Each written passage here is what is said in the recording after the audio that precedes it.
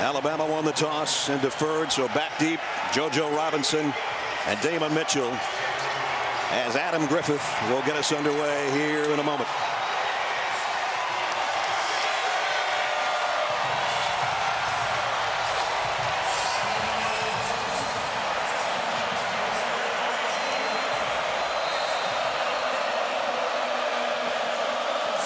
Showtime in Tuscaloosa. Here we go. Deep kick. They'll bring it out to the 25. Here's the guy that Todd was talking about, Brandon Allen, senior from right there in Fayetteville, making his 34th career start, 27 in a row. His dad's on the staff. His little brother's the #2 quarterback. That's a football family. You know, the thing that makes it even more impressive what he's done this year is he's doing it with somewhat of a depleted offensive roster. They lost Jonathan Williams, a key running back, before the season started, and then in a span of 8 days earlier in the season, they lost 3 of their top 4 receivers. But he has held course and really brought this team along on his shoulders. Brett Bielema told me early today we're going to go empty set on the first play. There it is. They've got Collins out as a wide receiver to the top of your screen. So we're going to see Brandon Allen right away. And his first throw is down the middle and on target. 15-yard pickup and a first down to JoJo Robinson. As we take a look at our Chick-fil-A impact players. Drew Morgan's been the #1 receiver, coming off another 100-yard game a week ago. Jarrett Reed and Reggie Ragland. Reed, unbelievable amount of tackles for a defensive lineman. And Reggie Ragland is just one of those middle linebacker guys that Alabama always has and is always around the football, the captain of the defense. So one play, one 15-yard pickup, and a first down for the Razorbacks at the 40. Now they go to work with Collins. Straight up the middle, only got a couple. It's going to be tough sledding in there for sure, Todd. Well, it will be, but that is part of Arkansas's identity, is to run inside running game. And they can't abandon that. Some teams would just come into the game and say, we're not even going to try to run inside on Alabama because they're so stout. Arkansas is built differently. They're huge up front. They've got a hard running back in Collins, and they won't abandon that, and they'll stay with it as part of their offensive package. Second down and 8. An eye backfield now. Arkansas runs a lot of bootleg action off of their run game. They've got Sprinkle, a second title, in there as a lead blocker. He got his block, but not too many others did. Might be another 2-yard gain, though, for Collins. The strength of this Alabama defense is their front. And they are deep. They rotate 8 or 9 guys. They have some guys that only play on first down, some guys that come in like right now on third down to rush the passer. But a lot of those guys up front look the same. They have different numbers, but the same body type. They are huge human beings. Brett Bielema said this week, I don't know where they come from, but it's like they come out of a machine. They all look the same. First third down situation of the night, 3rd and 6.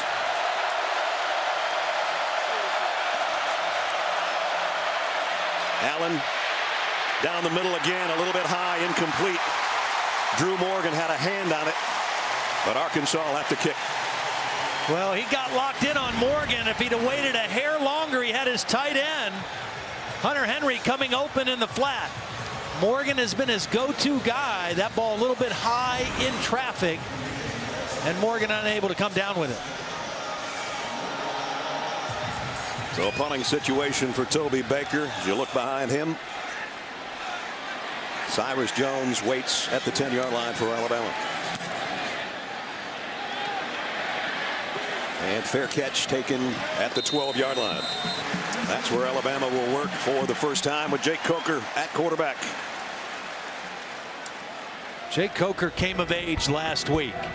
You know, he came here last year, I think a lot of unrealistic expectations on him. Then he didn't beat out Blake Sims, and people started to write him off. He started this year but didn't play real well, and I think in talking to the coaches and even talking to him, the best thing that happened to him was starting the Ole Miss game on the bench.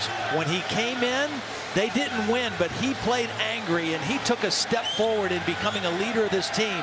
Played with passion, competitive fire, and the team has really rallied around him since that time. He's going to throw on the first play. Flares it out to Calvin Ridley. And Ridley knocked out of bounds at the 19-yard line as we take a look at our Chick-fil-A impact players. And we're going to put Mr. Ridley in there. You can tell Lane Kiffin starting to lick his chops a little bit about Ridley, who he thinks could be the next Amari Cooper. You know about Derrick Henry. Brooks Ellis, the leader, the captain and the leading tackler defensively for the Razorbacks. 5 wideouts in an empty backfield. Kenyon Drake, one of those, split out. And on 2nd and 4, crossing route to Drake. Got a nice block. First down. And out of bounds around the 28-yard line. Well, a great block by Ardarius Stewart, the wide receiver. Watch the linebacker, their leading tackler, get taken out of the play. Brooks Ellis is coming up to make the tackle. The receiver gets the block. Nice little adjustment on the second play of the game, putting Drake outside and bringing him across wide open. That's what you call getting ear hold on that block. Now Drake back to the line of scrimmage if he's lucky. Nice play defensively. Ellis and Greenlaw. Well, we've seen both teams start out with some spread type looks. The reason that Lane Kiffin wants to use some spread formations is that the teams that have had success running against Arkansas this year have been Texas Tech and Texas A&M that play that kind of spread formation offense. Now we see a more tighter bunch set out of Alabama. That bunch on the left side will break out with Hentges moving and Coker rolling that way. He's going to keep this all the way. Dives forward, short of the first down, but he did pick up 7. Good smart decision, quick decision. Rolls out, it's not there. Get north and south right away and give yourself a real manageable 3rd down situation. 3rd down and 3. This 3rd down has not been great this year for Alabama. 113th out of 128. That's something they need to improve on. Well, it hasn't been good for Arkansas's defense either, giving up 46% conversions. Derrick Henry, they like him in this pistol set because he's such a downhill runner. Let's see if he gets the carry. They fake it to him. Short throw in the flat, complete. Jay Howard, the tight end, for the first down. Well, they tried to fake it to Derrick Henry, and I think Derrick Henry went the wrong way. The ball was fumbled forward and out of bounds. It'll be returned to the spot of the fumble. First down. Still going to be a first down. I think O.J. Howard has a chance to have a big game in this one because of the way Arkansas plays defense. They open up the middle of the field quite a bit. First down for the Tide at the 43. The play fake, the slant. The throw is complete. It's close to a first down. Richard Mullaney. And we check in with Adnan Burke for the first time tonight.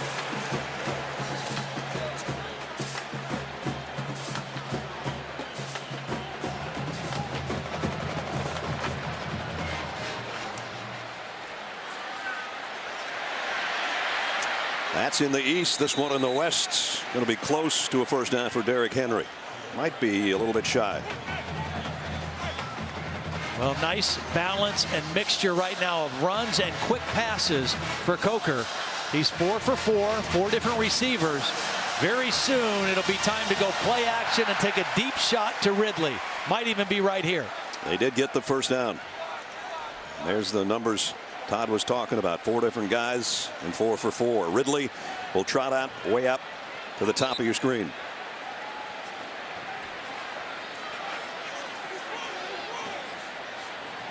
First down at the 47. Stretch play to Henry. And nothing there. Nice play by DeMarcus Hodge, one of the first guys there off his defensive line spot. This Arkansas defense has gotten better as the season has gone on. Last week against Tennessee, they really shut the Volunteers down in the second half, held them to under 100 yards and only 3 points. This defense, led by coordinator Rob Smith right there, lost 4 guys that got drafted last year, the most defensive players ever drafted by Arkansas since 1989. Coker, wide receiver screen out to Ardarius Stewart, and Stewart got free down the sideline. Big play all the way down to the 10. Well, you see the strength of Ardarius Stewart. I mean, he is a physical receiver at 6'1", 205 pounds, and he's just going to run through arm tackles. And that's the freshman safety, Santos Ramirez, coming over, and he just ran right through the arm tackle of Ramirez. 36-yard pass play, and it's 1st and goal, Alabama. And that's Derrick Henry up the middle to the 5. Greenlaw made the stop along with Ellis. Greenlaw coming off a career game with 10 tackles in the win over Tennessee, and they really think highly of him, a freshman out of Fayetteville. 2 tight end set now for the Tide on 2nd and goal. Perfect balance, 5 runs, 5 passes in this drive. And Alabama very good in the red zone this season. Well, Ridley is split out very wide. That is a wide split for a wide receiver, trying to isolate him in single coverage there. Boy, if they throw a slant there as quick as he can get it out of his hand, it might be something, but they'll keep it on the ground. And it's Henry losing 2. And Brooks Ellis, another Fayetteville native. He's the leader of this defense, leading tackler, the leading communicator and signal caller for the defense, and he read and diagnosed that play quickly. Everybody expecting Derrick Henry to get the football down there. That's what he does, is score touchdowns. That big physical running style, and a negative yardage play for the Arkansas defense. 5-minute drive for the Tide. They're trying to cap it here on 3rd down and goal, but now they're backed up to the 7-yard line.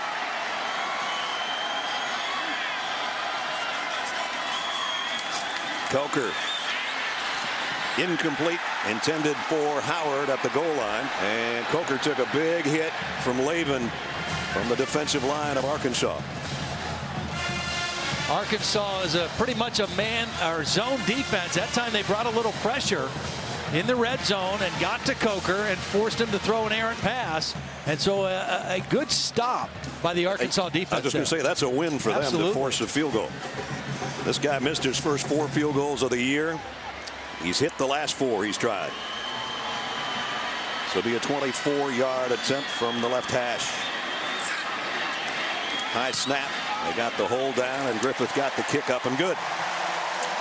So good looking drive, but the Tide has to settle for 3.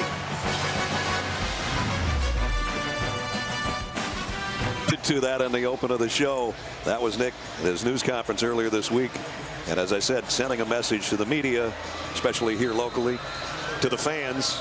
And it always gets back to his team, and he's a psychologist enough to know that the kids heard that too. Here's the kick. This one might be returnable. Nope, they're going to take a knee. JoJo Robinson hands it to the official. We'll hand it over to Brandon Allen after this timeout. 3 titles here. Has his team ranked 8th in the country and in front 3-0.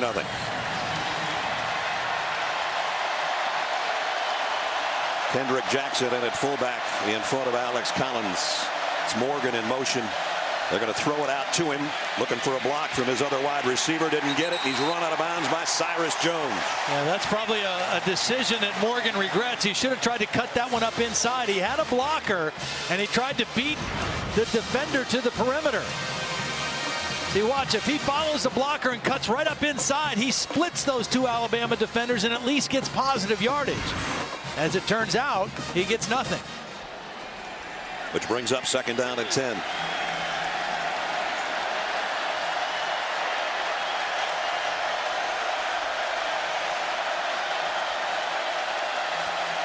Collins straight up the middle, tried to pop out the other side, got a yard, maybe a yard and a half. Now, again, you say, why is Arkansas trying to run inside? That's part of their identity. They've got a big physical offensive line. They like to run in between the tackles. And you hope that you hang in there, and in the 3rd and 4th quarter, those things start to pop a little bit more. What Brett Bielema told us this week, we want to be versatile, but we can't forget who we are. Right. And who they are is a team that likes to take those 327-pound average offensive linemen and move the ball. Right here, it would look like we're going to see Brandon Allen, though. 3rd down and 8. Pressure coming. Got rid of the ball. Incomplete. Intended for Hunter Henry. Got one hand on it, and Allen took a shot. I think it was Tim Williams who got to him just as he let go of the football. Now, Williams is a quick pass rusher off the edge. He's going to go around Stryker, who's 6'10", or skipper, I mean, as the right tackle. And he got into the legs of Brandon Allen. Ragland coming from the other side. Oh, he's going to remember that one till the next series. You feel those. Toby Baker to punt, and Cyrus Jones, who made that nice play on first down, back as the punt return man for Alabama. Not going to have a chance to return this one. Over near the sideline, makes the fair catch at the 32. Bama going back to work with a 3-point lead with 5:35 to go in the first when we return.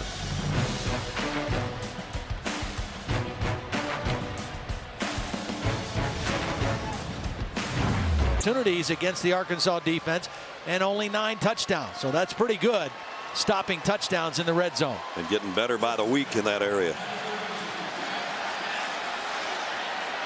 Alabama from the 32. Pitch to Derrick Henry, trying to get to the edge, and Ellis will ride him down, but he got 5. Derrick Henry doesn't look fast because he's so big at 6'3" and 235 pounds, but he is very fast. He just doesn't look like it when he runs, but he gets on the corner. He's hard to catch. Remember that game 2 years ago we did when he was a freshman and he got to the corner and he was gone. Looked like guys had an angle on him and they never got to him. They're not going to get to him here before a first down run out near the 45. A powerful runner, a very upright runner. You know, kind of like Brandon Jacobs, who played at Auburn a few years ago with the Giants. Eddie George, similar upright, high-cut body and upright running style. And he's having an outstanding season so far. Came in as the number 4 rusher in the SEC, which has a bunch of great ones, led by Leonard Fournette. And unfortunately, Nick Chubb, who came in number 2 in the conference in rushing and suffered a gruesome injury today early in the Tennessee game. And we wish Nick the best in his rehab. Watch Ridley right here on a deep crossing route. Henry ran in the wall that time. Did get a yard out of it, though.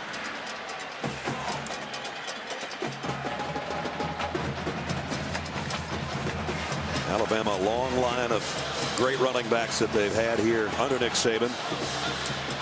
Not to mention Bear Bryant, everybody else before him. One of them was in the house tonight, came in our booth with his wife before the game, Tony Nathan. Went on to be a star with the Dolphins. Second down and 9 from the 46. Henry again, a little delay this time. There he shows his power straight ahead, running over Dre Greenlaw. Greenlaw gives away about 20 pounds trying to win that battle. Flag down. Yeah, flag down. It's either an illegal formation or Arkansas lined up offsides. Nobody jumped, but it was thrown right before, right as the ball was snapped. Ken Williamson's our referee. First penalty of the game. Offside. Defense number 6. 5-yard penalty. Repeat, second down. To Michael Winston, the guilty party. Brett Bielema was happy. His team only had 3 penalties last week in the win at Knoxville. The game we did against A&M, they had 10 penalties, and some very costly. A couple late hits on the quarterback, some questionable calls, no doubt, but a much better effort last week, only 3 penalties. Averaging 62 yards a game in that area. That one moves Alabama into Arkansas territory at the 49-yard line. We're under 3.5 in the first quarter. More of Derrick Henry.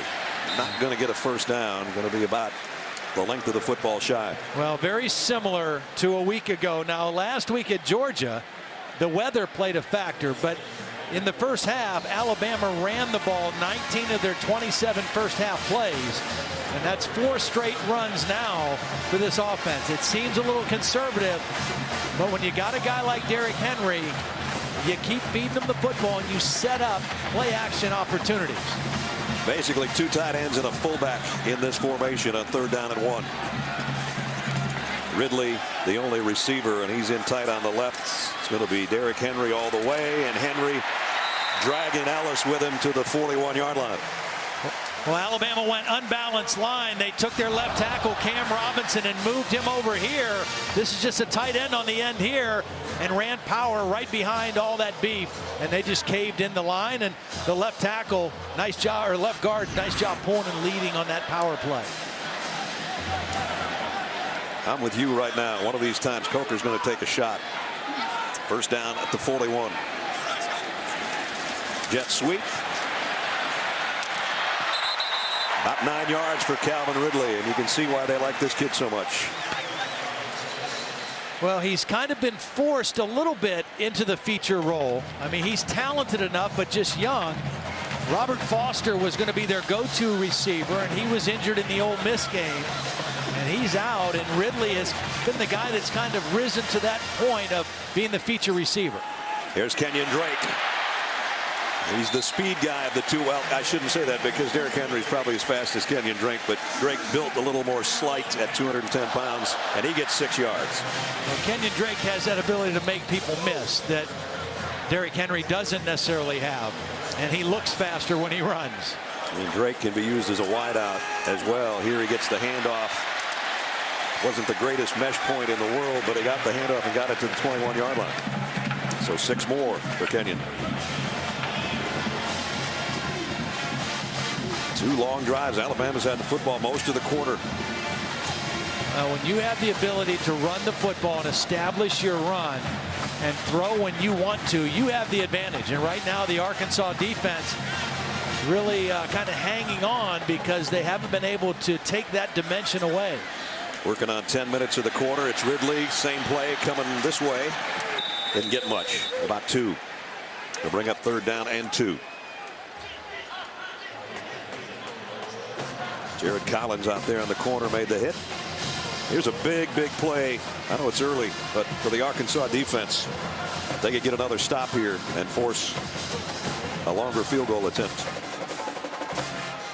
Well, for the 3rd time for Alabama, they are 3rd and 3 or less, and you love that if you're a quarterback.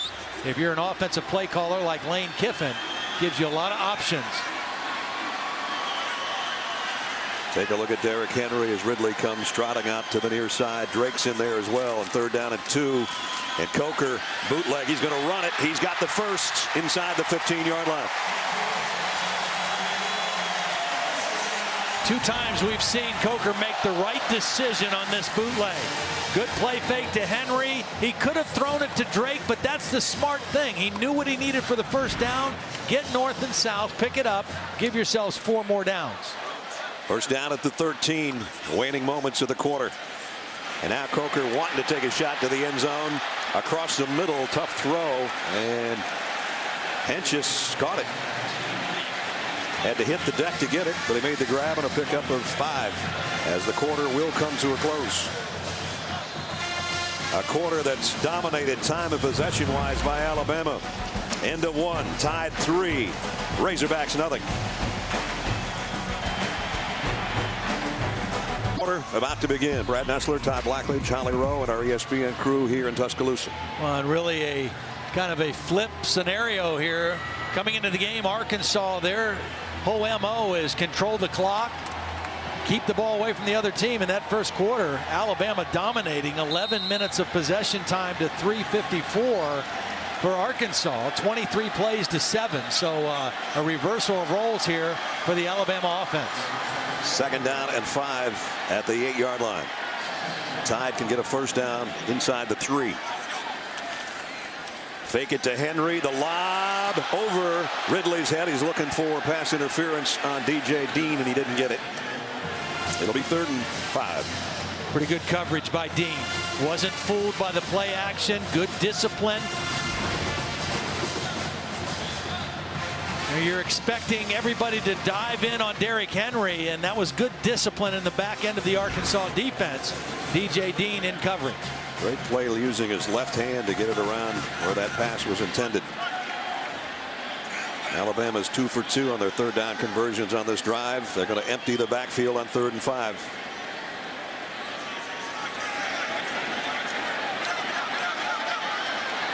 Going to have to hurry to get the play off. Coker does get the snap.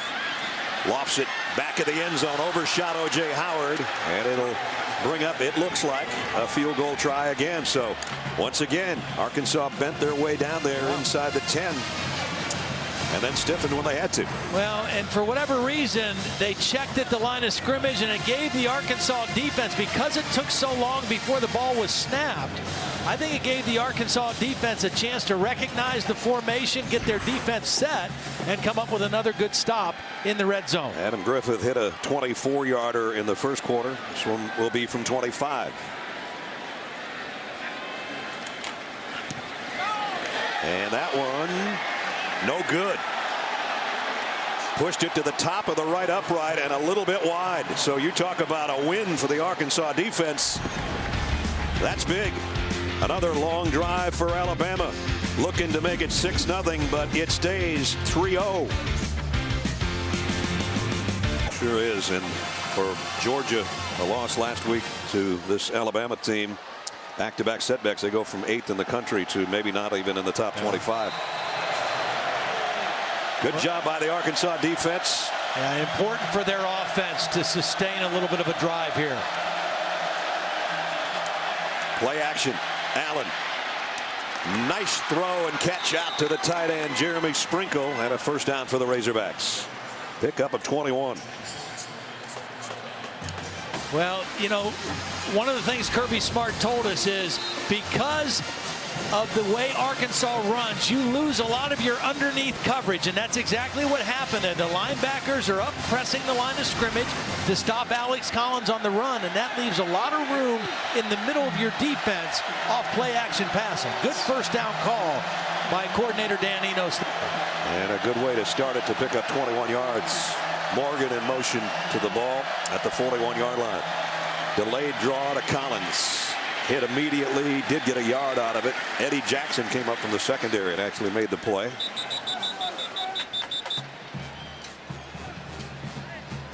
And we got a Crimson Tide player down. Holding his shoulder is Reggie Ragland. And boy, he's the leader of the defense.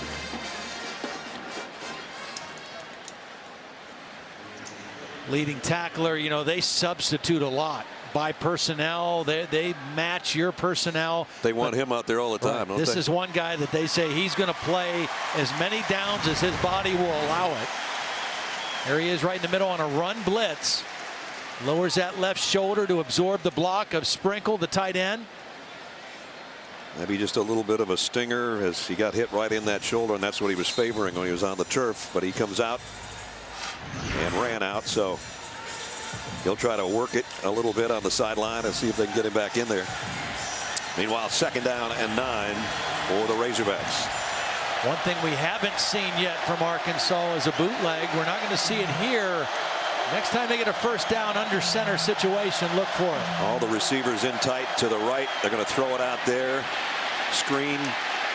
Alabama's just really good at pursuing that. They had 2 blockers out there, and they only got 2 yards out of the deal. Trying to get Dominique Reed, who had a nice touchdown a week ago against Tennessee. He's their speed receiver, trying to work him more into their offense. He's not a real physical guy.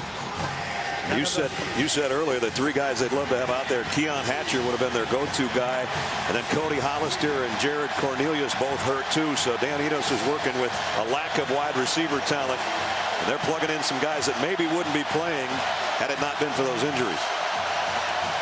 3rd down and 8. This time the 3 formation is to the wide side of the field. Brandon Allen in trouble. Got away from the first wave, but not the second. Rashaan Evans with a sack. It's a good job by Evans, just kind of reading the quarterback.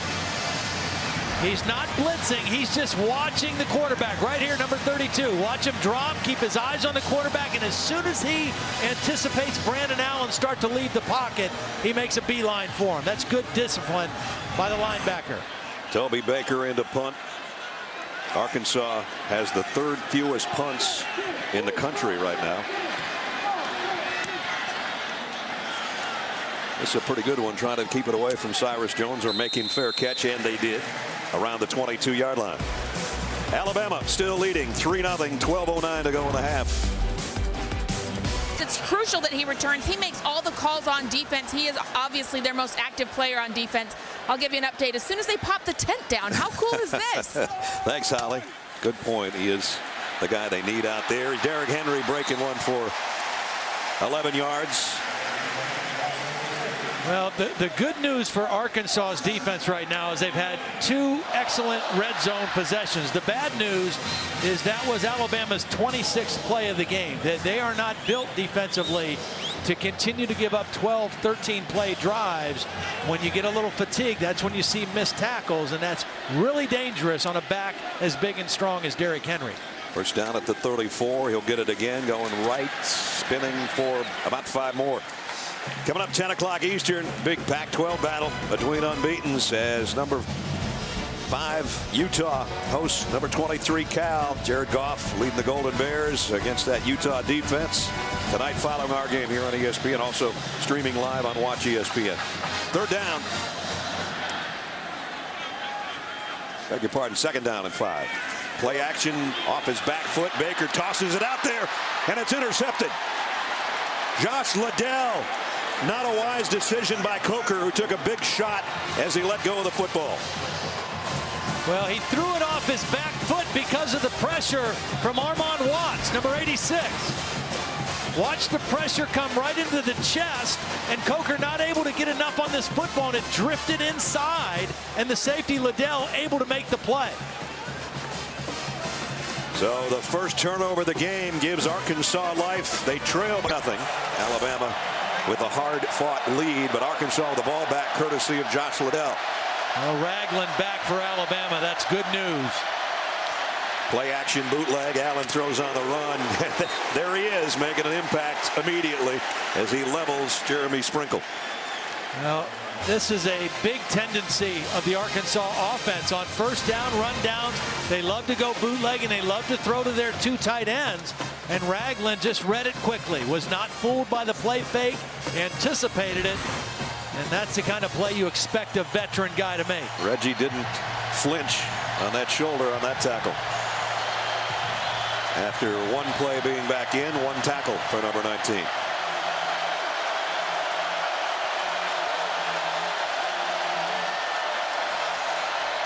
Allen has time, buys time, and throws it away.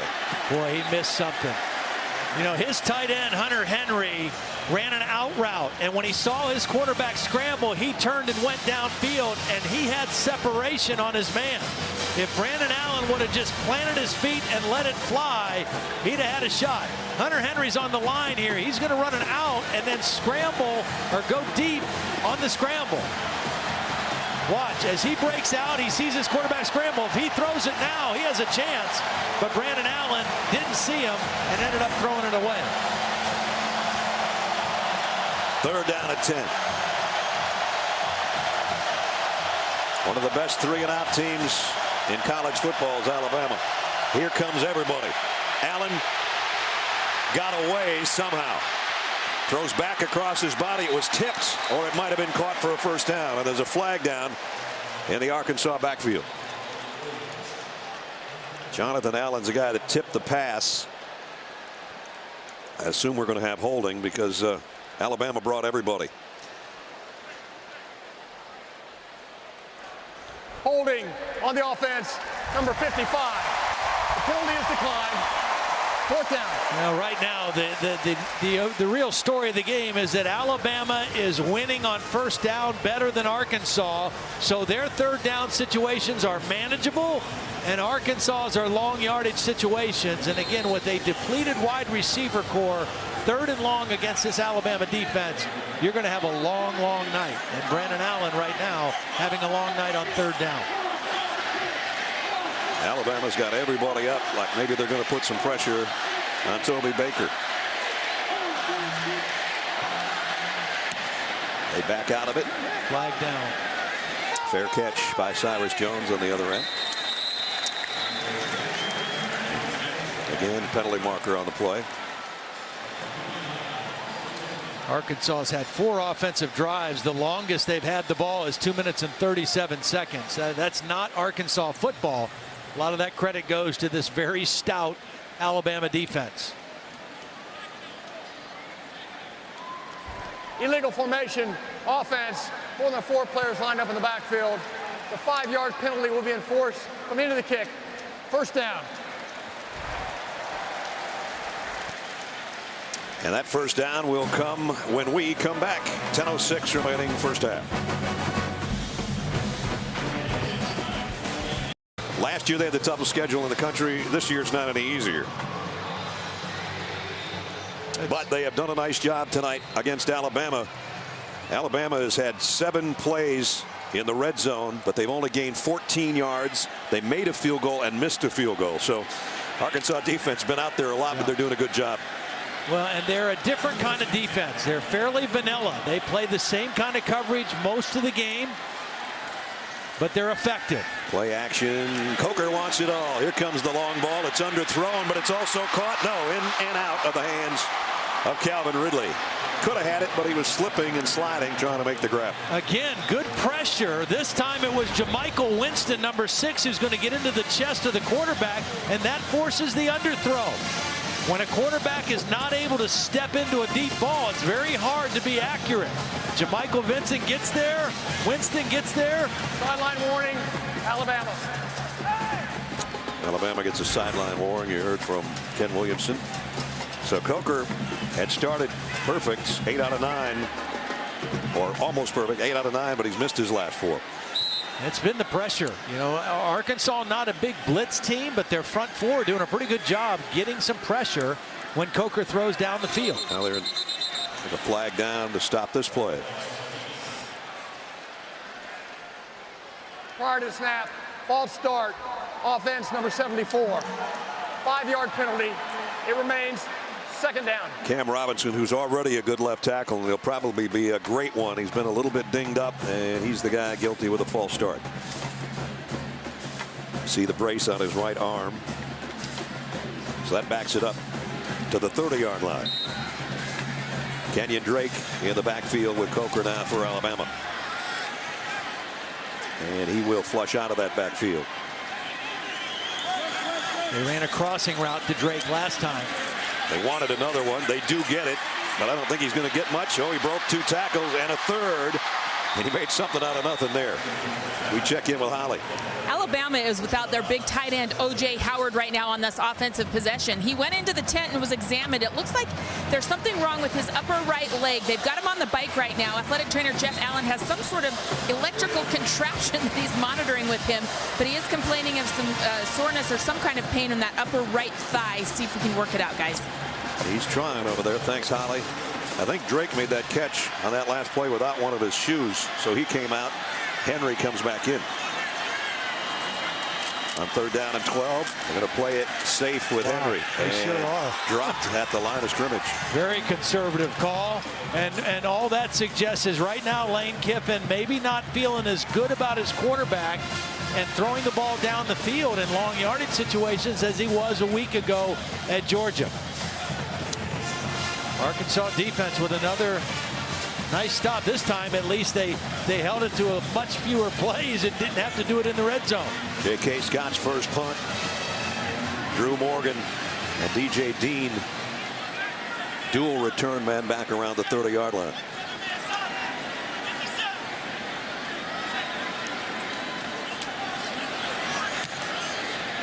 Nice kick. Fair catch taken going backward. Way back around the 12-yard line. Arkansas's got it back. They trail by 3. Tough spot here for the Arkansas offense. Must take care of the football. That is priority number 1. Throw out to Morgan. They're trying to free him up. It's just tough. Reed tried to get a block out there. Time of possession. They came in averaging almost 36 minutes a game. They've had 4 possessions tonight, all of them about 2.5 minutes or less. And yet 3-0 on the scoreboard. Yeah. So Brett Bielema's got something to hang his hat on. See, I think Brett Bielema is telling Morgan the same thing. Quit trying to break that thing outside. Slip up inside the block and see if you can get more yardage. That 2 times I think he's misread after he catches that pass. He did get 4, so it's 2nd down and 6. Riley Williams, a freshman, is in at tailback, not Alex Collins. And he's going to get the carry. And he's going for a couple more. It'll be third down. Ryan Anderson in on the stop. Anderson came in for a couple plays when Reggie Ragland went back out, but Reggie, number 19, as you can see, is out there.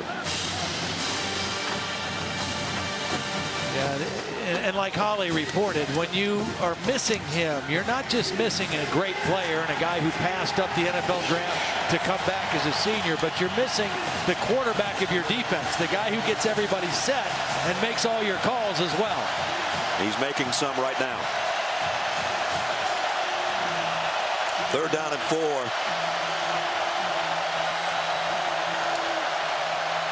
Four-man rush on Brandon Allen. He's going to take off with it, and he's got a first down. That was a huge play by a veteran quarterback. He knew his team needed a third down conversion in this part of the field, and he made a smart decision.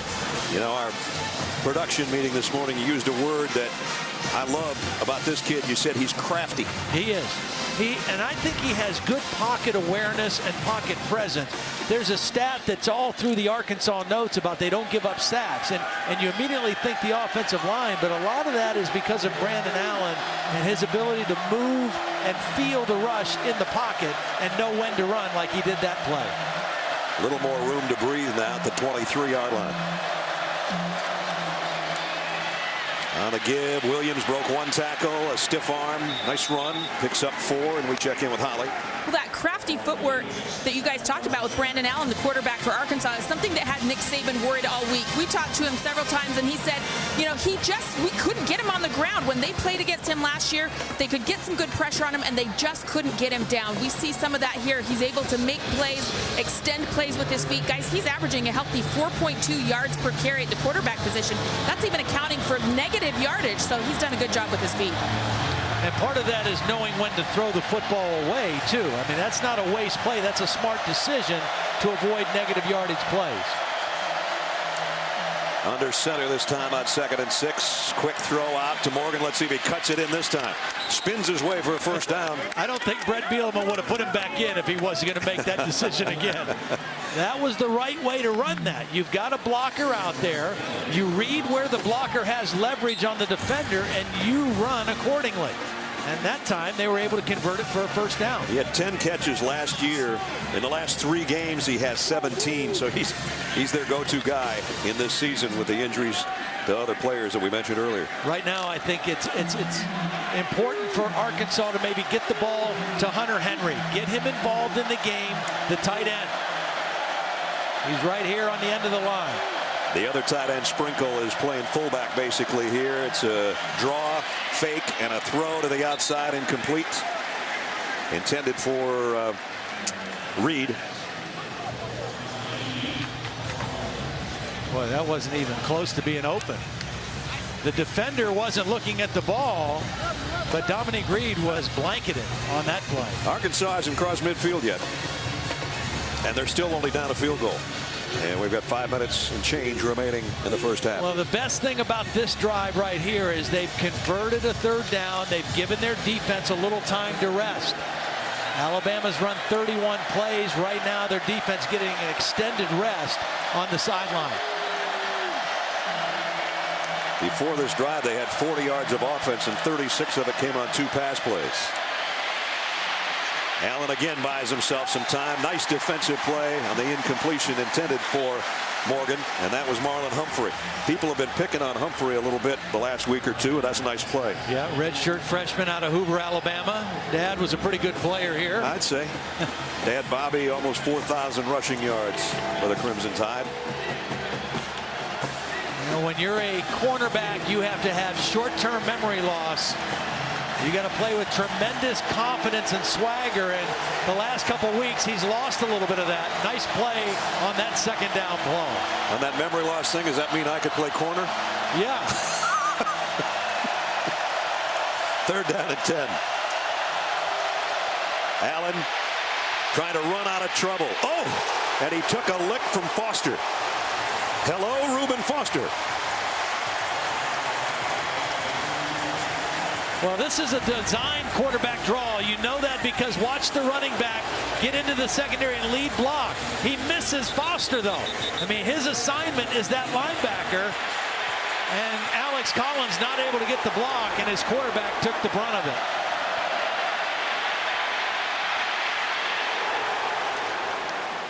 The penalty marker down at the 35-yard line.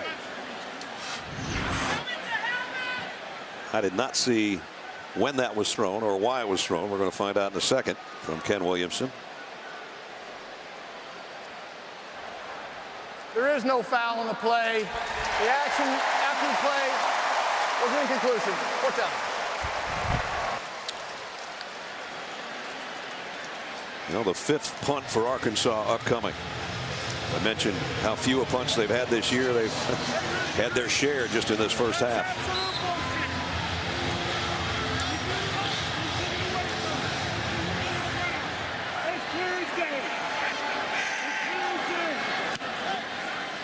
Baker, nice punt.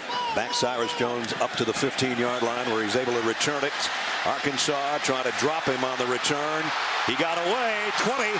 Cyrus Jones out to the 37-yard line. Nifty run back of 23 yards, but we've got a flag down. Cyrus came in averaging about 7 yards per return. That would be his longest of the season if it holds up, but I think it's all coming back. Well, it was a great effort by him and some sloppy tackle attempts by Arkansas. There were 3 defenders down there. Blocking the back, receiving team, number 26. Half the distance to the goal. First down. And that was Marlon Humphrey with a penalty.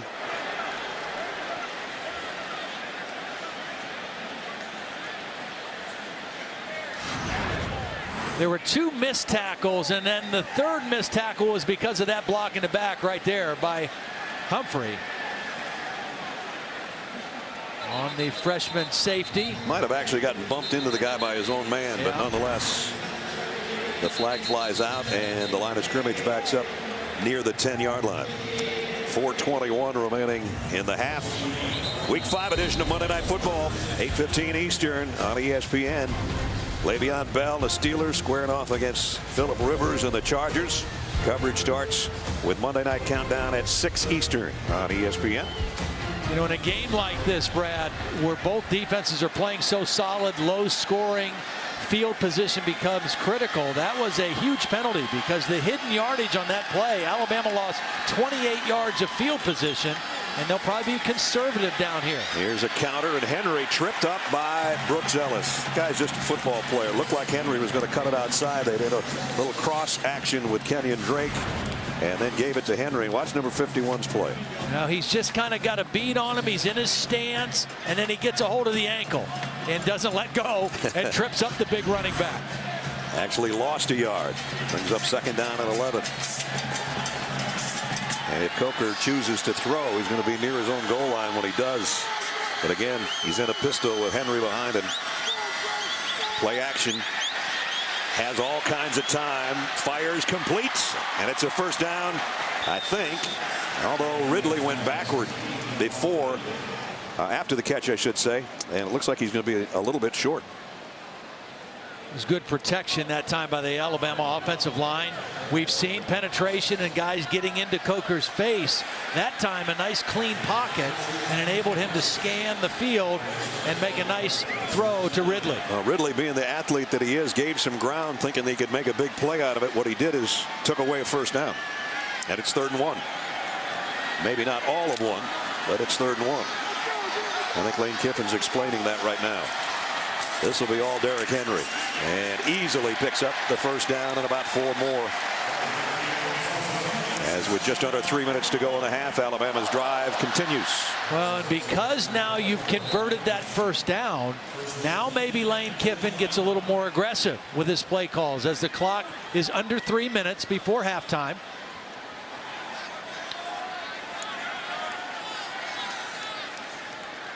First down from the 25. Jake Coker wanting to throw, does hit it high, and it's intercepted again. This one, Santos Ramirez going the other way. Arkansas's got it back.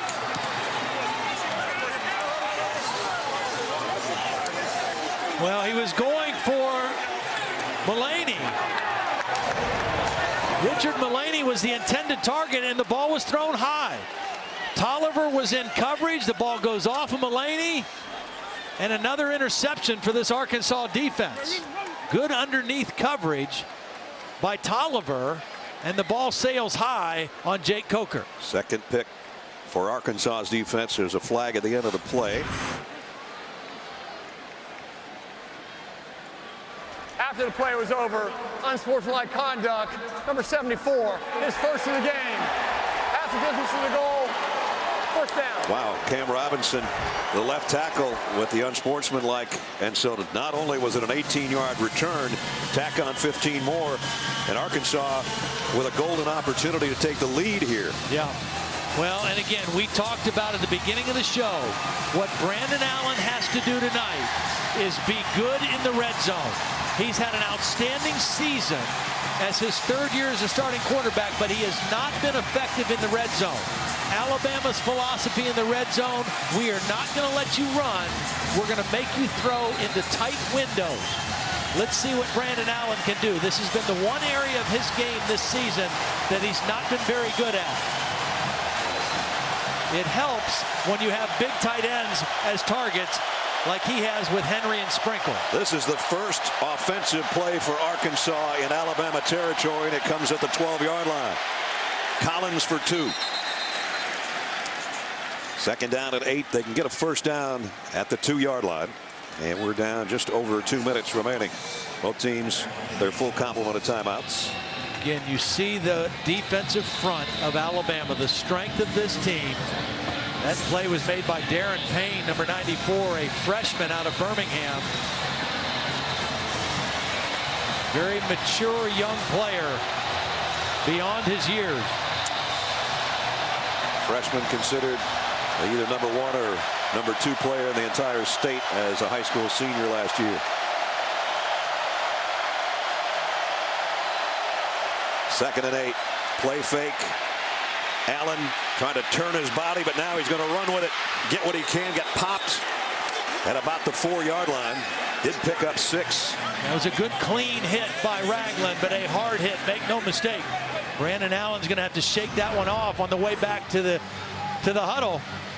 Well covered by Alabama, and a good decision by Brandon Allen. He didn't have an open receiver. Don't force a bad throw. Give yourself a chance to convert this first down and get 4 downs inside the 5-yard line. The shortest third down of the night. Third down at 2. And I think this is 2-down territory for Brett Bielema. Even though they're only down 3, I think they're going to try to get a first down here. Not crazy about his field goal kicker either. Collins, the tailback. They fake it to him. Wide open in the middle of the end zone is Drew Morgan. Touchdown. What a call. Dan Enos with the call. Excellent execution. Alabama thinking run all the way and able to slip Morgan into the back of the end zone. Here's Morgan right here. He's going to get to right here and watch all this action here, expecting run all the way with Alex Collins. Boy, nobody home back there. And Drew Morgan, who's been the big play receiver, that's his 4th touchdown reception of the year.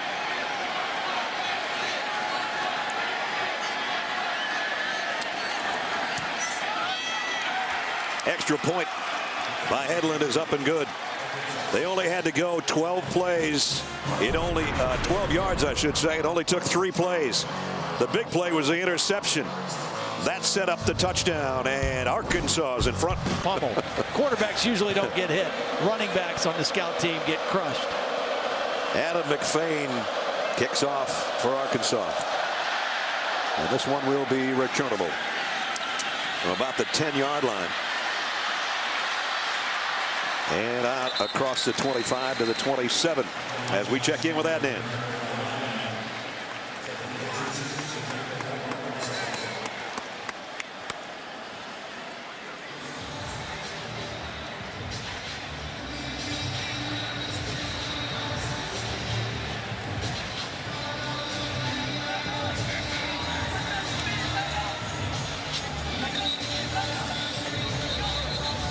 All right, Adnet, thanks. Is that 3 shutouts in a row for Michigan? Unbelievable. Wow. Yeah, that, you know, and really that one loss to Utah doesn't look so bad. Exactly. Utah follows us, by the way, tonight, hosting Cal when we're done here in Tuscaloosa. Alabama's got all of its timeouts remaining. 1:24 to work. Decent field position from the 27-yard line. Decent field position, but a quarterback who's thrown 2 interceptions. Took a high snap. He does complete this one. O.J. Howard was right next to the sideline. Really had no way to go except to step out after 5. You know, Nick Saban said something really interesting in our meeting yesterday. He's a defensive-minded coach. There's no question about that. But he says, I don't think in college football anymore you can just be a dominant defense. You've got to be able to score points. The game has changed, and you have to be able to score to win championships. 5 wideouts for Coker. Going to throw to the short one, and that is Stewart trying to cut his way back inside and got maybe 2 yards out of it. And the clock continues to wind down to a minute shortly. Well, what you try to look for here is, can we get this first down? Can we convert this 3rd down play? If they do, then maybe they get a little bit more aggressive, but they are really taking a lot of time here. Finally, they have guys set, but about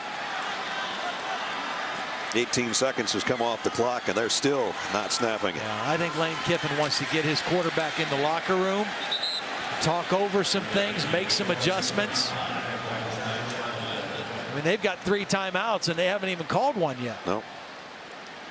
Now the clock has stopped, I think, to move the chains more than anything else. The officials are going to look at this, bring out the chains. That's why we've got the clock stopped with 30. Alabama won the toss and deferred, so they'll get the ball to start the second half. And I think Lane Kiffin wants to get with his quarterback and say, look, that first half's done. Get those interceptions out of your mind, because we're obviously going to have to make some plays throwing the football in the second half because of how well Arkansas's defense is playing. Now, because they converted here, let's see if they take a couple shots to see if they can get themselves in scoring range. They've got the receivers bunched in tight on both sides. Ridley, the guy that they want to be a big play guy, is in the slot on the right on first down. Coker going left the whole time. A little bit high, but delivered it complete. There's a timeout by Nick Saban. Mulaney got about 9 out of that deal, and there goes the first timeout. Alabama.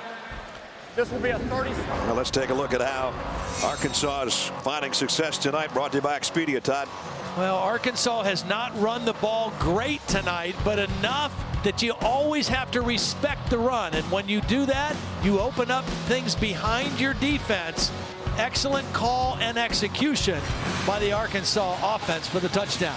Arkansas has only run for 24 yards, but their history and their reputation is well known. That's what they do, is run the football, so you have to respect it, especially down inside the 5-yard line. Of course, Brett Bielema had great running backs at Wisconsin.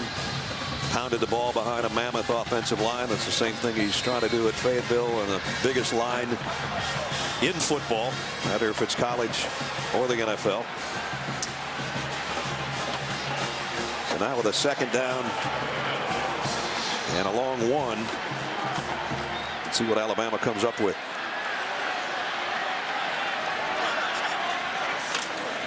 Quick slant. Ridley's got it. He's collared, but he's in Arkansas territory. Yeah, see, now you've got an opportunity to attack. You still have 2 timeouts. They stop the clock to move the chains, and Coker's hit a couple throws, so he has a little confidence. He's going to go with it here, too, to the near sideline, and that is caught, but inbounds. And a timeout. You see Nick Saban run up and call the timeout immediately to stop the clock with 12 seconds remaining.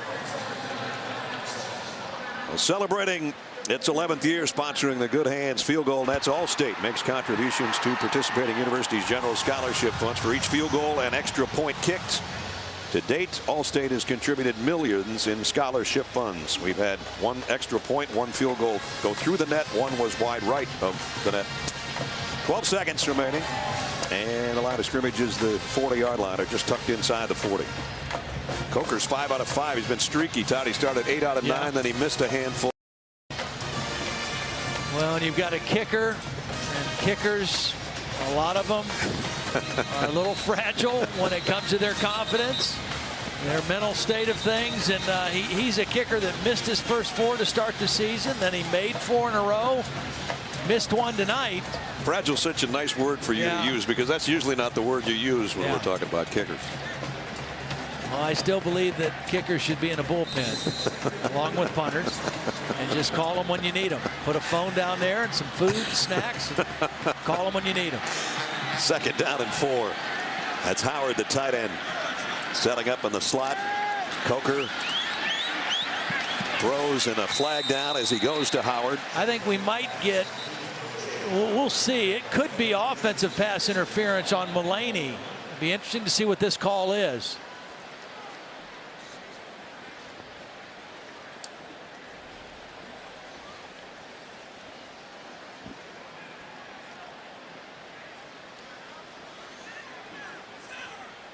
Or holding, actually, on the defender who was guarding Mullaney. Mullaney ended up on the ground. There was a little bit of a pile up there. Holding against an eligible receiver, number 5 of the defense. Penalty at 10 yards from the previous spot. Automatic first down. And Henry Tolliver, the slot nickelback, was guarding Mullaney, and he grabs and pulls Mullaney down. Lost his balance a little bit when O.J. Howard ran into him. But nonetheless, Alabama still on the move here. You don't have much time left, though. They're going to put it down inside the 30. So well, you'd think they'd have one crack at the end zone here. I don't think they're just going to move it to the center and call timeout. And that they are, right in the middle of the field. Lost a couple yards. It's going to be a lengthy field goal, actually. Be interesting. Neither coach is enamored with his kickers. Timeout, Alabama. So Alabama takes its final timeout. Griffith's longest this year is a 40-yarder. That's going to be considerably farther than that. But man, you know, I think a lot of people look at this game and go, Alabama's at home. They almost never lose at home. They're ranked 8th in the country. It's going to be tough for Arkansas. Arkansas's played really well. They really have. I mean, their defense has played outstanding. They've really held their own against the running game. They played a lot of plays in the first quarter, but then their offense helped them out a little bit. And then that touchdown, you know, it just was huge. They got the 2 turnovers. They didn't capitalize on the first one, but they did on the second one. Go back to what you said that Nick was telling us this week. You got to play almost your best game to win every week. They played a great game against Georgia last week, and now they're struggling here at home. Well, again, the game they lost to Ole Miss here, they lost by 6, but they lost the turnover battle 5-0. Well, they're losing this one tonight 2-0, and they're behind on the scoreboard as well. Now they're going to try a long field goal here. It would be the best of the season for Mr. Griffith, and it would make it a 1-point game. This will be from 48.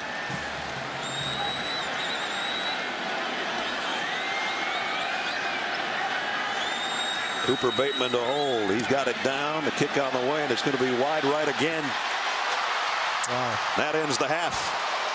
Well, you wonder what that does to his psyche, and you wonder what it does to Nick Saban's psyche in the second half in terms of making decisions on 4th down. Well, Arkansas on the road trying to pull a stunner. They're halfway there. Brett Bielema loves what he sees. His team in front at the break as we send it to Andy. Mullaney and Harris waiting on McFain's kick. And the second half is underway. Again, they'll be able to return this from the 6-yard line. Damian Harris. Harris in the middle of the field, broke a couple tackles. Nice run back, got it out near the 29-yard line. Just moments ago, Holly was with Brett Bielema. Coach Bielema, your defense has played very well against this Alabama offense. What stands out to you so far? Well, you know, they've done the things we've asked them to do. Started off a little risky. Guys had to come up and make some tackles. Those are 2 big backs. But I like the way we responded, especially in the second quarter. We kind of wanted to put it in that kicker's hands. He struggled a little bit here and there. Our offense has got to take advantage of the opportunities we're getting. We're playing pretty clean, but we got to play a 4-quarter win. Your offense has taken advantage. What can you do a little bit better to get your run game on track? Well, I think they're big boys inside. We got to get guys a little bit on the perimeter. If we're going inside, we got to get them down on the ground. I like the competitive nature here, and to put this thing in our hands down the third and fourth quarter, we couldn't ask anything better. Thanks, Coach. Yep. Alabama from the 28. Coker comes up throwing, got it out to Calvin Ridley, and Ridley's got 12 on the first snap of the third quarter. Well, that's very similar to how they started the game with Jacob Coker. Quick throws out on the perimeter, a little tempo offense. Try to get some momentum going here to start the second half. And as you said, I'm sure Lane Kiffin pulled him aside and said, we're going to throw and you're going to complete it and get a little confidence back in the quarterback as Henry goes for a couple. DeMarcus Hodge in on the stop. Fewest first half points in 4 years for Alabama. I still think the matchup that favors Alabama, they're going to try to get the ball to Ridley, and I think O.J. Howard, number 88, is a matchup problem for Arkansas if Alabama can find ways to exploit it. Right now he's on a wing to the left. They'll keep it on the ground to Henry. Got a nice block, cuts outside, powers his way to midfield, and then some, and is very close and may have the first down. Nice job blocking that time by O.J. Howard. That's the thing that he has really worked to improve on, is his inline blocking as a tight end. Has pass receiver skills. He's gotten much better as a blocker. It is a first down at the 49. Henry stood up after a gain of 1. It's got to be Brooks Ellis somewhere in there. Well, he number 51's wearing the right number, isn't he? Yep, Greenlaw was there also. He came from the outside, and Brooks Ellis came from the inside. Nice play for a short gain. Ellis, much like Greenlaw, coming in. He weighed about 215 when he was a freshman. Now he's 242. Greenlaw's 222 as a freshman. Forcing a second down and 9 here.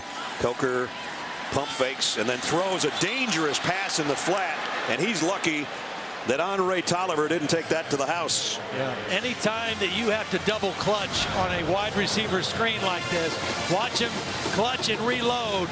This is dangerous because this ball needs to be out of your hands quickly, and that extra hitch gave Arkansas a chance to react and almost make a huge play, which would have been the 3rd interception of the night for Jacob Coker. Looked like Ardarius Stewart and Richard Mullaney were kind of confused out there as to who should be where as the two wideouts to try to get a block. Pocket started to collapse on Coker. Incomplete. Derrick Henry off his fingertips. And it'll bring up a punting situation, although we have a flag down at the line of scrimmage. Derrick Coker on the season only 7 receptions, 51 yards, and that was one he just didn't look in. Pretty good throw by Coker. Tried to turn upfield. On the offense, number 71, penalties decline. 4th down. So Arkansas didn't give up too much. Alabama got to midfield +1, and now they've got to kick it. Right in the middle of the picture. Again, pressure up the middle on Jake Coker. And again, this 4-man pass rush for Arkansas has been pretty active tonight. DJ Dean has had a couple of long punt returns this year. J.K. Scott, a little bit low snap. Boy, they came after it. Kicker goes down. Flags come out. Well, that's a costly mistake for Arkansas. You get the stop right about midfield. You force the punt to start the 3rd quarter. Jeremy Sprinkle. He's saying he touched it. Personal foul. Roughing the kicker. Defense. 15 yards from previous spot. Automatic first down. Sprinkle came on the inside, and instead of going for the spot the ball was going to come off the foot, went right at the punter. Did he get a piece of it? He says he did, but that's an angle right at the kicker instead of where the ball would come off the foot. It looks like he got it from that angle right there.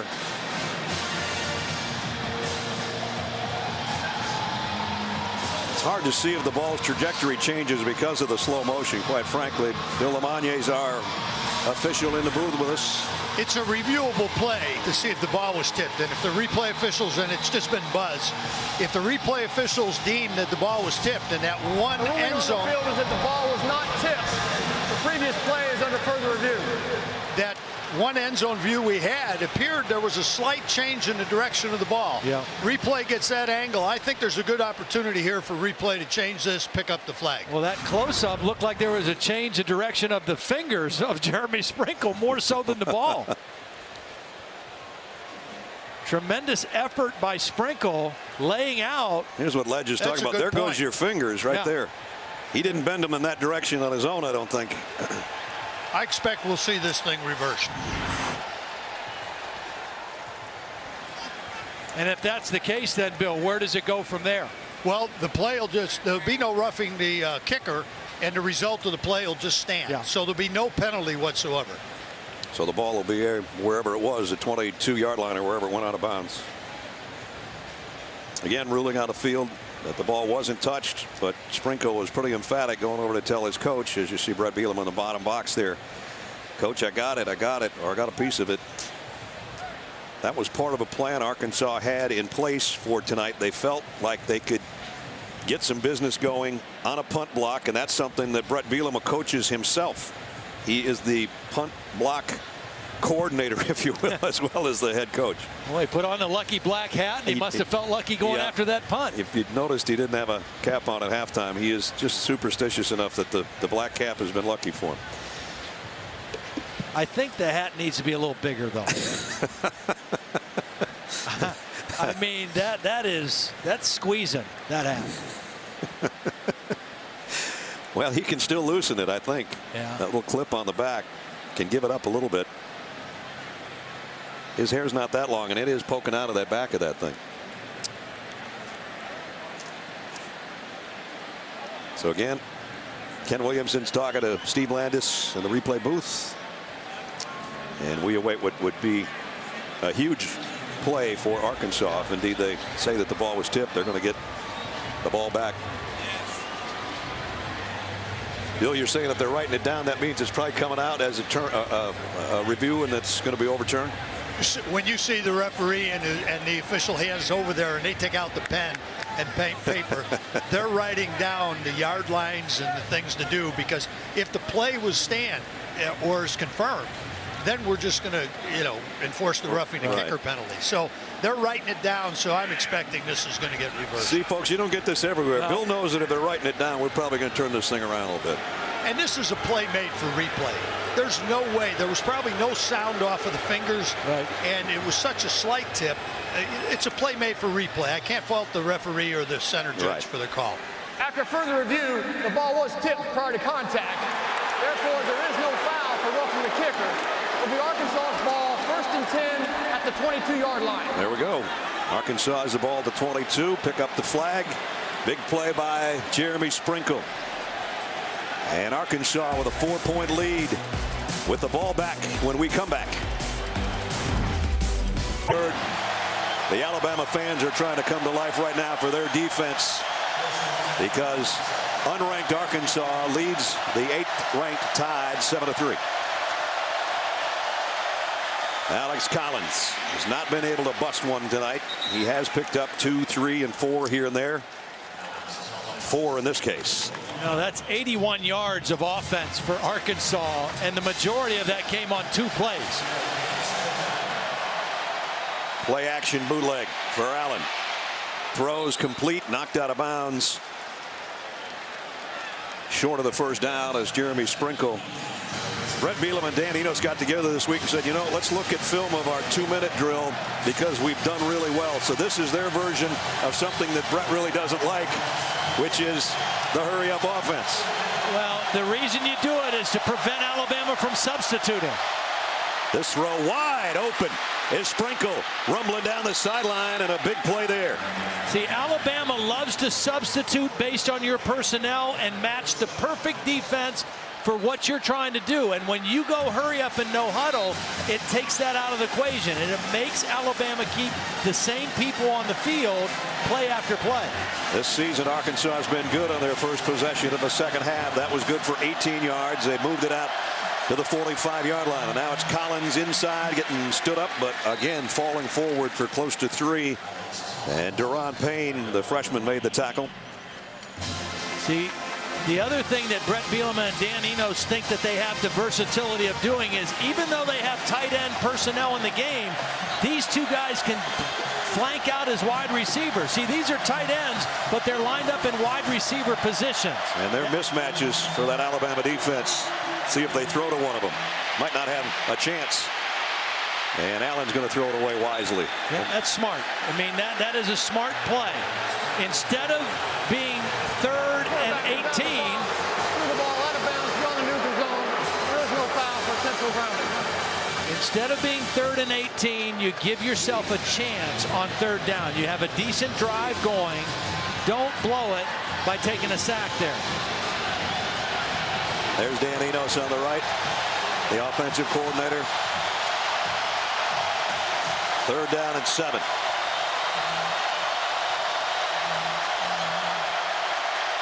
Allen got rid of it at the last moment, intended for Sprinkle and broken up by Minkah Fitzpatrick, who I think is going to be a sensational player given a little time. He's a freshman. I think Fitzpatrick got away with the hold there, though. I thought his right arm was all over Sprinkle.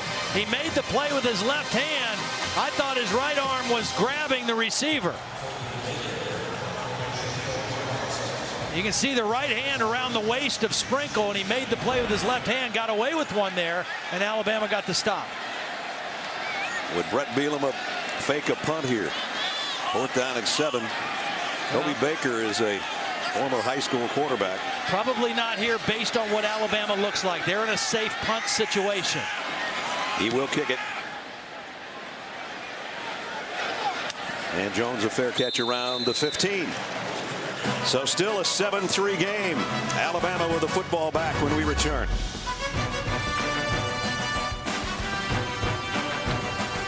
Time of possession like they normally do, they have had the upper hand in field position for most of this ball game. Kenyon Drake is the tailback behind Coker. They fake it to him. Coker in trouble. Going to go down way back by the 3-yard line. Dietrich Weiss with a first sack of the night by Arkansas, and it's a big one. Well, Coker drifted a little bit in the pocket, and O.J. Howard is looking for someone to block and miss the inside guy. They were trying to go a double move to Ridley, a play that takes some time. And Jacob Coker didn't have enough time to make that play. And another negative play for this Arkansas defense. And it's playing lights out. Jake is standing in his own end zone with Drake behind him. Kenyon's going nowhere either. If he got back to the line of scrimmage, he's lucky. Now there is a push forward, but you got pretty much about 20 guys involved in that. This Arkansas defense last season finished in the top 10 nationally in total defense and scoring defense. It's the first time since they joined the SEC in 1992 that they finished in the top 10 in either of those categories. And Rob Smith lost 4 draft picks off that defense, and so it's taken them a little while to get it going here this season, but the last couple weeks this defense has played outstanding. 3rd down and a whole bunch. Coker from his own end zone. Got to be careful to not get a holding call. Crossing route will get a few yards for Drake, and now they're going to have to punt as the flag is down at the 10-yard line, so hold on. I was going to say they're going to be having their punter backed up to the end line just about if they have to kick from here. Well, there was a hold on Brooks Ellis. Brooks Ellis read this screen. There is no foul for an eligible receiver downfield. The ball was caught behind the neutral zone. 4th down. So we check in with Holly. Well, Brett Bielema got his first road win in the SEC last week as a head coach. And one of the reasons, he has instituted a code red mentality. It's a military term that all hands on deck, heightened intensity. Everybody has to pay attention to details. They have code red in effect this week. The guys have been wearing red bracelets. They're playing code red lights out. Scott, another high booming punt. And having to dive to make the catch is DJ Dean. Great field position, though. Yep. They're going to be at the 45-yard line on offense with a 4-point lead when we come back. And it didn't work, but it still was kind of cool to watch.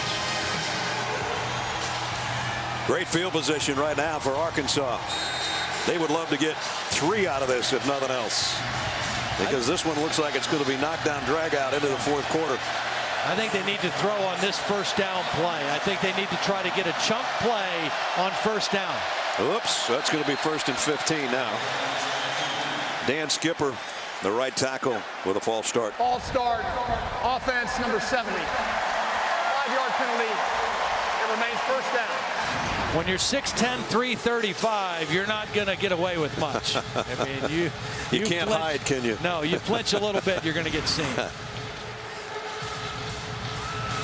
So that might put them in a situation where they have to pass early. Again, Alex Collins has been bottled up pretty well by that Alabama defense. 7 rushes, 15 yards. He had 6 for 13 last year in Fayetteville. Allen, a lot of time. That's a dangerous throw out there, and Minkah Fitzpatrick made another nice play on defense. Yeah, Fitzpatrick is a young player playing with a great deal of confidence. He's the star of the nickelback. Perfect coverage, good leverage, breaks on the ball, and just couldn't come up with the catch. This ball was slightly thrown behind the receiver, and Fitzpatrick almost got the interception. Remember, he set Alabama up for their win over Georgia by blocking a punt and basically catching it at the 1-yard line, taking it in for a touchdown last week. That and an interception return for a score really set the table for that win in Athens for the Tide. Right now at home, they're struggling a little bit. Allen throws, completes. Got back the original line of scrimmage. Kendrick Edwards. Again, the biggest thing that Dan Enos is thinking right now is, I need my quarterback to take care of the football. Punting has not been a bad thing for us tonight because we've owned the field position, and we just can't turn it over and give Alabama's offense a short field. Jeremy Sprinkle's been effective, but Hunter Henry hasn't done much at tight end. 3rd down and 9.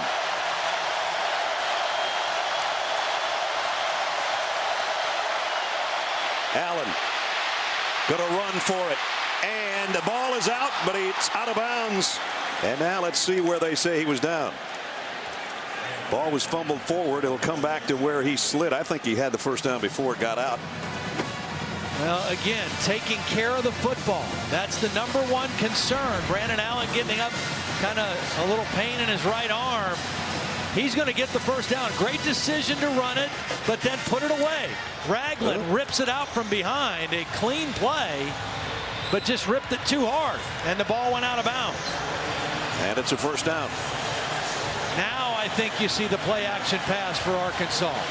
Depending on if he's got enough feeling in that throwing hand. Right, good point. His brother's his backup. Early on the field with a fumble, the ball out of bounds. The previous play is under review. So we'll take a little more look at this. And it's going to give Brandon Allen time to sort of shake off whatever's going on with his right arm. Bill, are they reviewing where the ball went out of bounds? Well, I mean, clearly it's fumble, not about where it went out of bounds. If it went out forward, it's coming back to the spot of the fumble. If the spot of the fumble is actually short of the line to gain, he's going to lose this first down. Got you.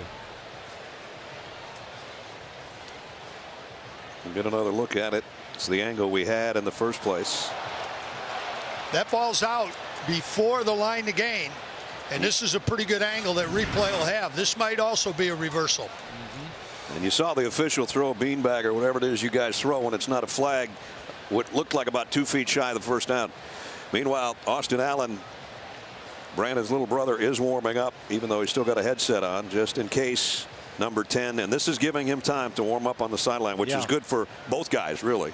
But again, I get back to the critical part of this play is taking care of the football for Brandon Allen. The last time we did Arkansas, he played beautifully. At one point, he was like 23 of 25 throwing it, but they got the sack, and he fumbled it twice in the critical one late in the game when Myles Garrett came and sacked him and stripped the ball out. And you just always have to take care of the football, especially when your defense is playing this good on the road against a highly ranked team. Here comes the call. After further review, the ball was fumbled at the 46-yard line and went out of bounds at the 44. by rule, will be returned to the spot of the fumble, which will make it 4th and 1.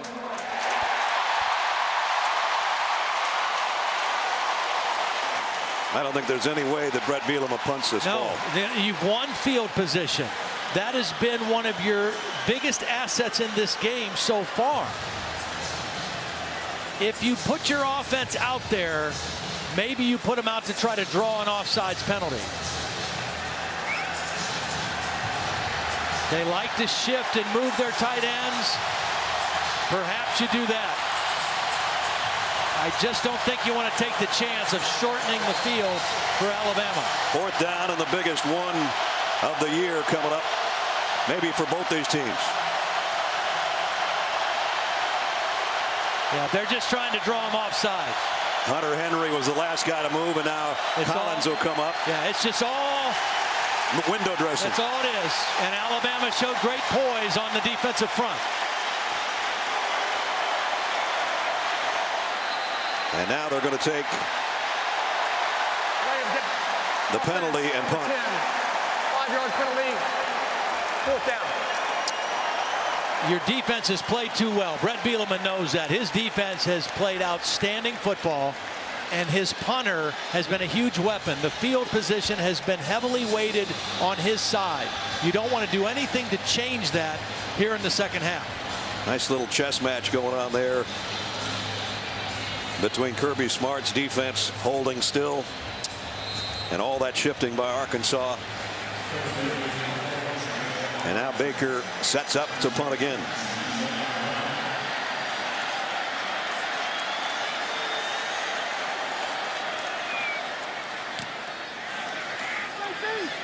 Jones with a fair catch call at the 16-yard line. Still 7-3 here. Let's find out what else is going on. We check in with Ed Nandberg.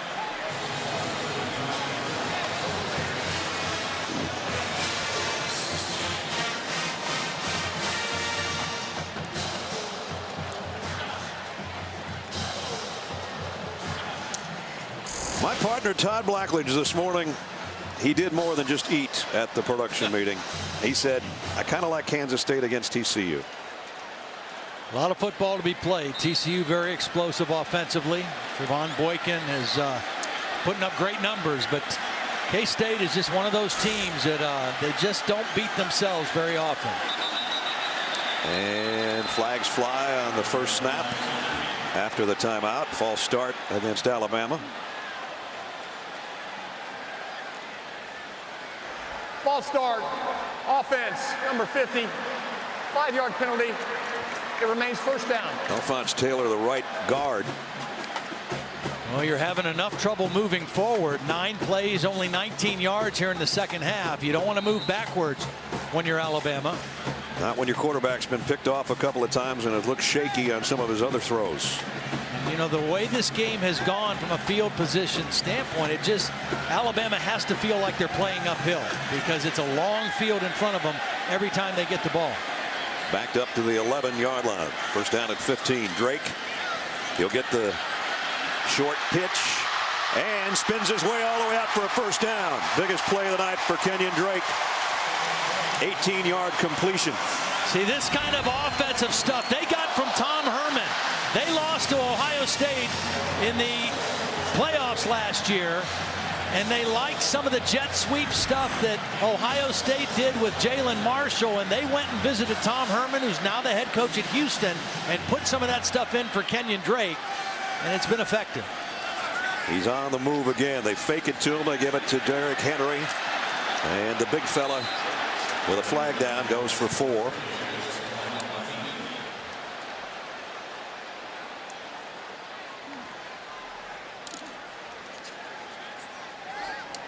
Holding on the offense, number 74. 10-yard penalty for previous spot. Repeat 1st down. Cam Robinson's had a couple of costly penalties tonight. The left tackle, 6'6", 326-pounder out of Monroe, Louisiana. So every time it seems like they do something well, something goes wrong. And they bring it all the way back to the 19-yard line again.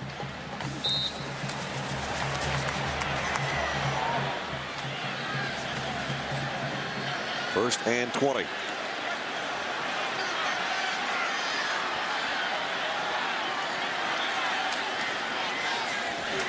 Henry about 4 as we give you tonight's Aflac trivia question. Alabama has won 55 straight games as an AP top 10 team against unranked opponents. Who's the last team to beat them that was unranked when Alabama was in the top 10? Let you ponder that one for a minute while it's 2nd down and 16 for the Tide offense, and we're under 6.5 minutes in the 3rd quarter.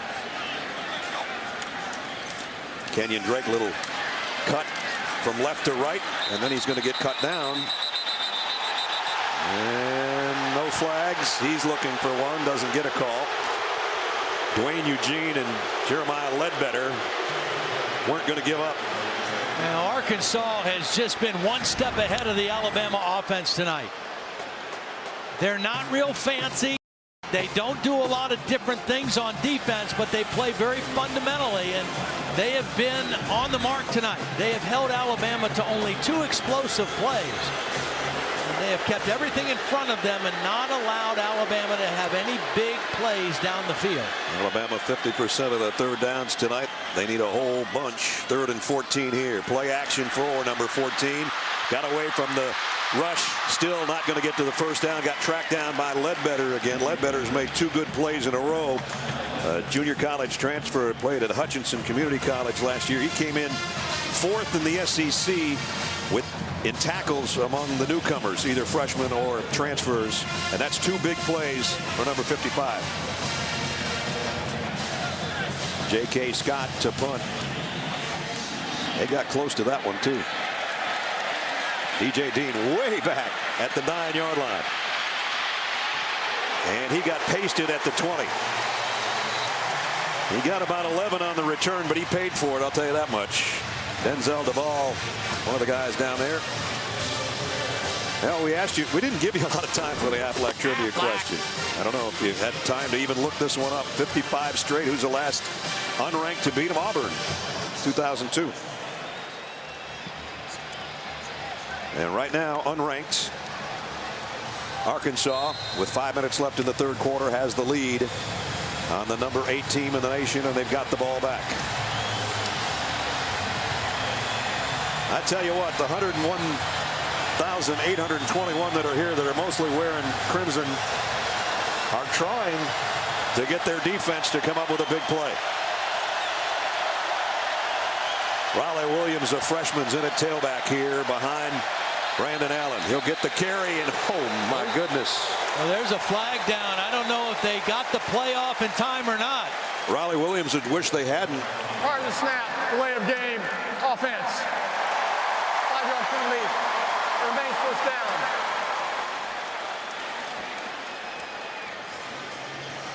Please reset the game clock. Riley Williams probably wished the whistle had blown before he took this.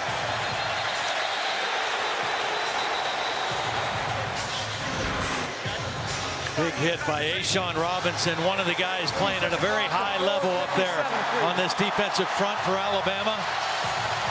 I mean, Alabama's defense, there's not much more they can do. They've held Arkansas to 117 yards on 34 plays. That's less than 3.5 yards a play.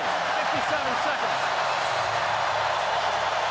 Yeah, but through 10 minutes of the 3rd quarter, their offense hasn't done anything either. Right. 51 yards on their side. The only thing that their defense has not done that Arkansas's defense has is force a turnover.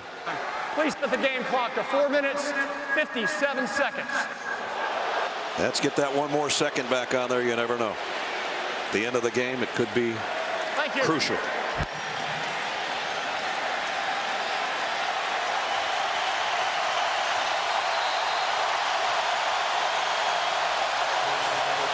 Here comes the Tide crowd again. 1st and 15. Allen across the middle, dropped by Edwards. Kendrick Edwards, a 6'5", 210-pound sophomore. I think he heard a few footsteps on that one. Had to reach back a little bit, but looked like he wasn't sure he wanted any part of that one in that part of the field. Well, that's where Reggie Ragland roams, in that part of the field. He'll be roaming again on 2nd down at 15.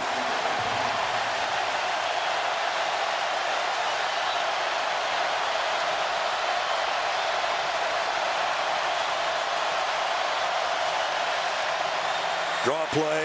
Williams might have gotten 3. We check in with Holly with a third down coming up. Well, guys, after that big win against Georgia last week, I watched Nick Saban through this entire week use his motivational skills. He has said all week, good is the enemy of great. He thought his team played great last week, but wondered if they could maintain that same intensity this week. He has challenged them at every turn to have consistency in their intensity, their preparation, how they play tonight. He was worried a letdown game might be coming. The defense is playing lights out, but now the offense has got to turn that same page. They want to give it back to their offense if they can stop this 3rd and 11 by the Razorbacks. This would give their offense the best field position of the night. Allen down the middle, wide open, and a first down throw to Dominique Reed. Boy, great protection.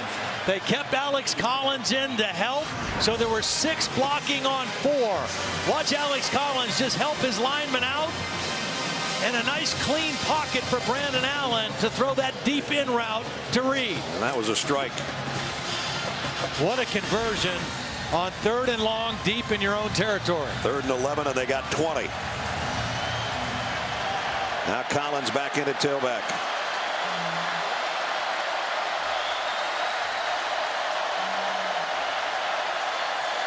And they pitch it to Alex. Got a nice block on the outside. One of his better runs. Picked up 5, almost 6.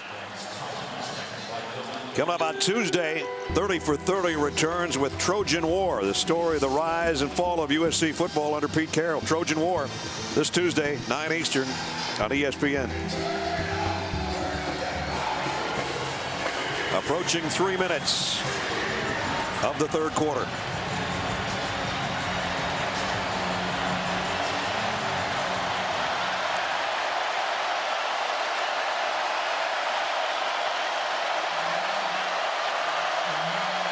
Allen under center on 2nd down and 4. Look at Ragland calling the defense. Collins and Ragland not only calling, but calling his own number makes the tackle. I mean, he is just such an aware football player. He's looking at the sideline. They're reading and diagnosing what the formation suggests. He's running up and down the line of scrimmage, communicating the call, and then still falls in and makes the tackle on the play. And gets to come out on 3rd down for a rest. 3rd down, a long 4 for Arkansas. They converted a 3rd and 11 a couple of minutes ago. Well, we've said it a bunch. This is Hunter Henry territory right here. Very quiet tonight so far. Allen pumps once and had it batted back in his face. Delvin Tomlinson, I think, is the guy that got a hand on it. That is something this Alabama front has been exceptional at this year. That's the 15th pass they've deflected at the line of scrimmage. They don't have high sack numbers ordinarily, but they have done a great job of getting that kind of penetration and getting hands on the football. Toby Baker into punt again. He's dropped 4 punts inside the 20 already tonight. Came in with only 5 on the season, but he hadn't punted that many times, as we told you. How big was that 20-yard completion to maintain field position edge? This kick's going to be inside the 20 again, not by much, but a fair catch at the 19 by Cyrus Jones. Now coming up when we're done, couple of unbeatens. 5-0 Cal, 4-0 Utah. Number 23 and number 5 getting together following our game here on ESPN. Also streaming live on Watch ESPN. Well, everybody, I think, talks about Jared Goff because he's so highly thought of as an NFL prospect. But Travis Wilson's playing really well, too. He doesn't have to do as much as Goff does because of the Utah defense.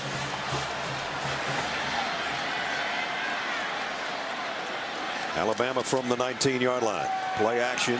Coker pumped once. Aaron at long. Man's there. Got it. It's Ridley. And nobody's going to catch him. Touchdown.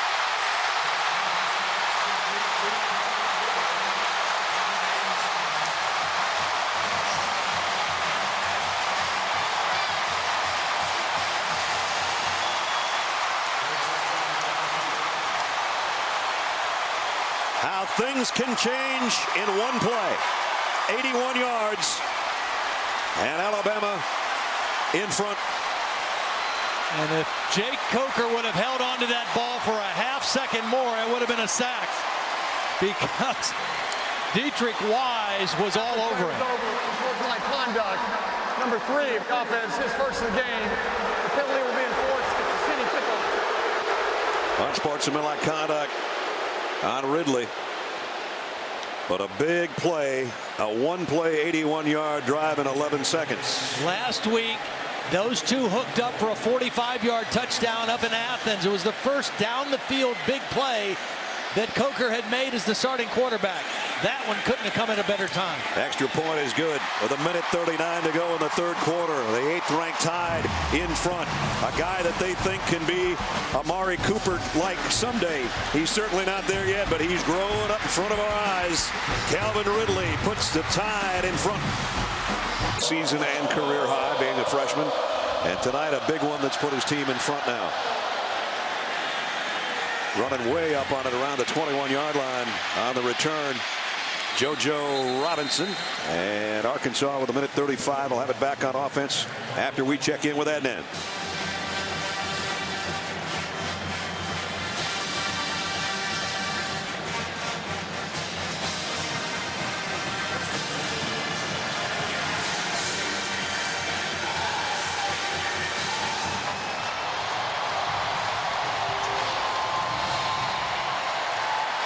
Wow.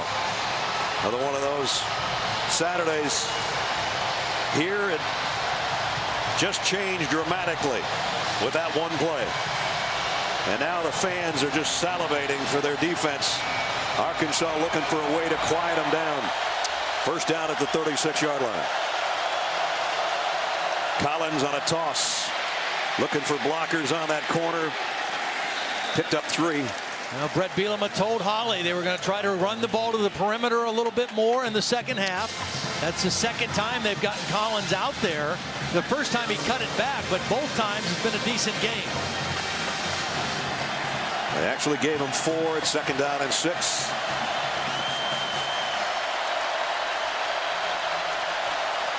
Draw play to him. Little hesitation step to maybe get a yard. Still going to be third down.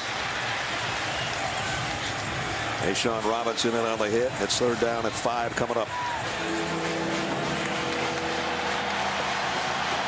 Final minute of the third quarter.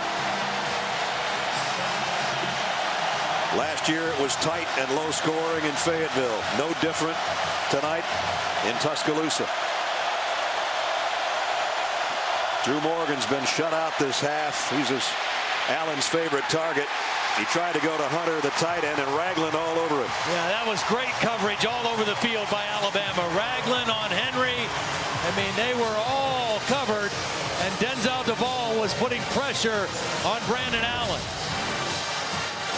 Here's Ragland in single coverage on the tight end. Cyrus Jones has Drew Morgan blanketed. Brandon Allen nowhere to go with the football. Toby Baker's been busy tonight punting the football for the Razorbacks.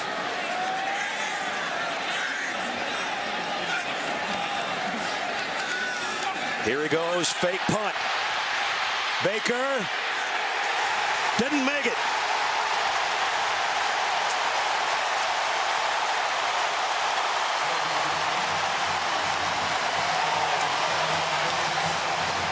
We thought they might try this. They gave it a go, but they came up short. Well, he just ran it inside too far. Actually, the play was really made by number 46 for Alabama, Nicewander. Watch Nicewander force this play back inside where his help was. The punter had 2 blockers in front, but Nicewander did a great job of maintaining leverage and forcing the play back inside. Brett Bielema trying to pull out all the stops on the road. Came up short. Yep, tried a fake field goal last week that didn't work. A fake punt tonight. Eric Henry dropped at the line of scrimmage. Brooks Ellis again. And that might take us to the end of 3. Both these teams came in knowing that this was going to be kind of an old-fashioned brand of football. Hit each other in the mouth. and see who bleeds last. We played 3 quarters. Alabama 10, Arkansas 7. With our ESPN crew. In the seasons that Nick Saban has been at Alabama, he's lost 18 games. 11 of those have come when trailing entering the 4th quarter. They don't trail because of that 81-yard touchdown pass as we enter the final 15 tonight. And great field position at the 42-yard line of Arkansas. Coker sets deep in the pocket and fires too high. Intended for Ridley again. Ridley looking for a flag, not going to get it. Pretty good coverage by Jared Collins. Good coverage, good discipline. It was a 2-man route. Maximum protection, play action, 2-man route, and neither guy was open. Coker has settled down. Of course, that 81-yard touchdown helps a lot.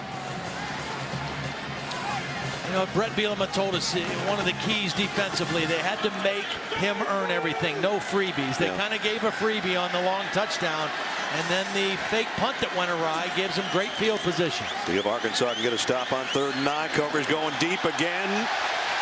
And this one was intended for Darius Stewart. I think they're going to get a flag. Yep, I think they're going to get DJ Dean with the penalty. And kind of an unnecessary penalty because this ball was well overthrown, intended for Stewart. Holding against an eligible receiver, number 2 of the defense. The penalty is 10 yards from the previous spot and includes an automatic 1st down. Working on the inside slot. There's the grab of the jersey. And I mean, he was okay in position. He had a safety coming over the top. You're right, that ball was 10 yards over his head. It's a very costly penalty. Automatic 1st down for Alabama deep in Arkansas territory. They've not been in Arkansas territory much since early in the ball game.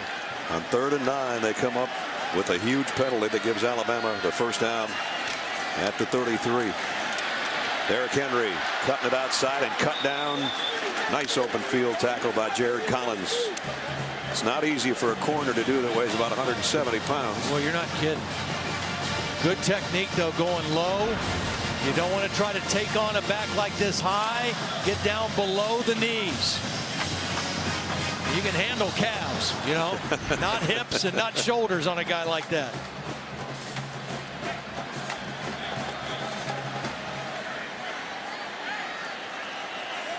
Kenyon Drake now the tailback behind Coker. Might be changing things up here. Going to have to hustle. They got the playoff with 2 on the clock. Coker in trouble in the backfield, runs out of trouble. What a run. Coker 1st down at the 16-yard line. Looked like he was going to get sacked, and he got 15 yards. I actually thought he left the pocket too soon. He almost ran himself right into a sack, but he corrected himself and got north and south for the 1st down. 1st down at the 16. Alabama with a lead and looking for more. Drake trying to pop it outside. Does. Kenyon Drake inside the 10. Well, that was the 61st offensive play for Alabama. This Arkansas defense has been valiant tonight, but they've been on the field quite a bit. Drake got 7 at 2nd down and 3. They can get a 1st down at the 6-yard line or inside, and Kenyon Drake's got that to the 3. It's a nice run by Drake. It sets up like it's going to be an outside perimeter run, and he sticks his left foot in the ground and cuts back inside. Nice positive run in between the tackles. 1st and goal at the 3-yard line for Alabama. Coker sidearms it, touchdown. Richard Mullaney.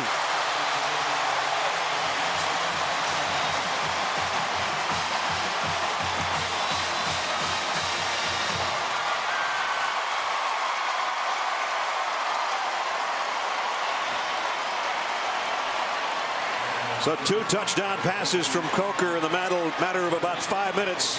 And all of a sudden, Alabama about to go up by 10.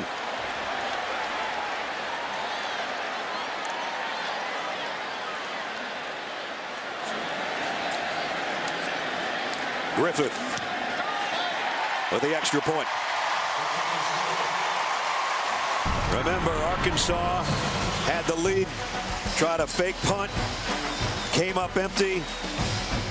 Alabama gets it back, and Coker with that sidearm toss caps a 43-yard march in 7. Just on a yard beyond the line of scrimmage, probably very easily could have been called offensive pass interference, but Alabama got away with it on that one. Kick will go a yard deep to Robinson.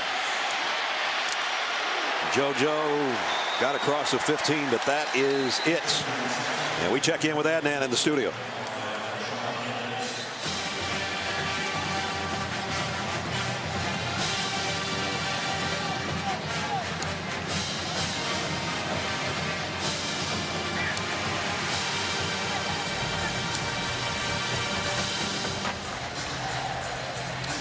And here it's Alabama now up by 10, and Arkansas not very good field position. Alabama 14 unanswered points in just under 4 minutes to take control of the game for the time being. It's been tough sledding of your running back for Arkansas. We knew it would be against this Alabama defense. Here's Williams, the freshman, and he's going to lose a yard. Now this front seven is just so stout against the run. Coming into the game only allowing 84 yards a game rushing, 3 yards per carry. Arkansas only 52 on the ball game. They're deep, they're big, thick humans on that front line, and they rotate 8 or 9 guys, and they're just very difficult to get any push in the running game. Arkansas's offense has not been good in the fourth quarter, and they've got 12 minutes to play here to try to turn this thing around and pull an upset. 2nd and 11. They fake to Williams. Allen fires, intercepted by Alabama. It's Eddie Jackson. He took one back against Georgia last week. He's got another one tonight.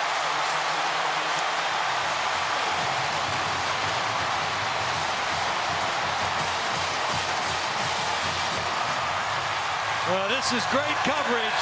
Jackson is sitting in the safety spot, and he is going to read the quarterback. He's in the left part of your screen. He plays on the in route and cuts in front of the intended receiver, Dominique Reed.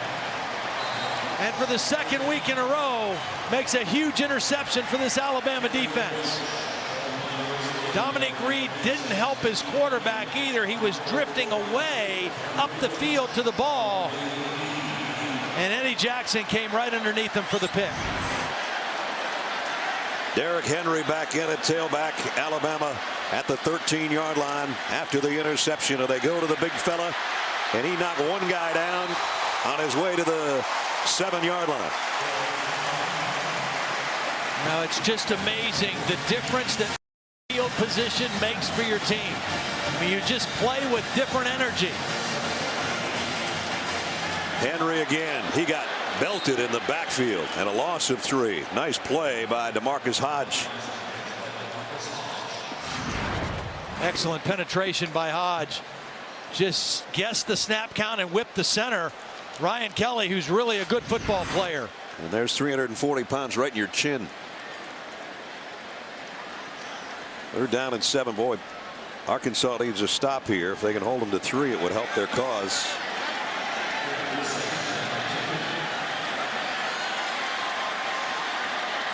Calvin Ridley's now the slot man on the top. He had the big play earlier. Coker going to be sacked. Nice play defensively by Mitchell Lavin. It's the 2nd one he's come up with tonight. 2nd sack of the night. And it does force a field goal attempt. Oh, and then Lavin's working on their best offensive lineman. He's working on Cam Robinson up at the top and just whips him to the inside. Cam Robinson, a potential 1st-round draft pick in a couple years, and he just got whipped that time by Lavin. Now remember, Griffiths missed a couple tonight. Wide right. This is a 35-yard attempt trying to take advantage of Eddie Jackson's turnover and add points. 35-yard field goal attempts. This one is good. So Griffith tacks on 3 more. It's a 13-point Alabama lead with 10 minutes to go in Tuscaloosa. Remaining for the Razorbacks to do something about it. They had the lead let it slip away on a big play, and then an Eddie Jackson interception just became 3 points as well. And now Arkansas is going to have to start from the 25 as we check in with Holly. Well, it is homecoming here at Alabama, and a very special homecoming for Tony Nathan. He was honored by the crowd, and it's a kind of a cool story. In 1979, you left to go to the Miami Dolphins, but you made a promise to Bear Bryant. What was that promise, Mr. Nathan? Well, I gave him my word that I was going to finish what I completed, and I came back and got my degree. At 59 years old, you came back and got your degree this August. So what was it like to be honored in front of this homecoming crowd as a graduate of Alabama? I mean, it's a great feeling to be honored at the place that you grew up, played your ball with that, and it's been great. Very nice. Thank you so much. A promise kept to Bear Bryant coming true here on homecoming, his degree at 59 years old. Guys. One of the greats here and a heck of an NFL player and then longtime coach in the NFL. Brandon Allen looking right, looking left, looking at the turf. Reggie Ragland with a sack. Now that just is a case where Brandon Allen doesn't want to throw a pick, and he held onto the ball too long. Ragland goes right around Alex Collins and gets to the quarterback, but Brandon Allen's got to get rid of that one. Second sack of the night, and coming in, Arkansas had only given up 2 sacks, which is tops in the SEC and one of the best marks in the country. Allen zips this one a little bit behind an open Jeremy Sprinkle. And Sprinkle could have kept running if that ball's thrown in front of him, because the safety, Eddie Jackson, who made the interception in the last possession, slipped and fell down. Watch Eddie Jackson fall down. If Sprinkle catches this ball on the run, he's still running. And instead, it's 3rd down at 13.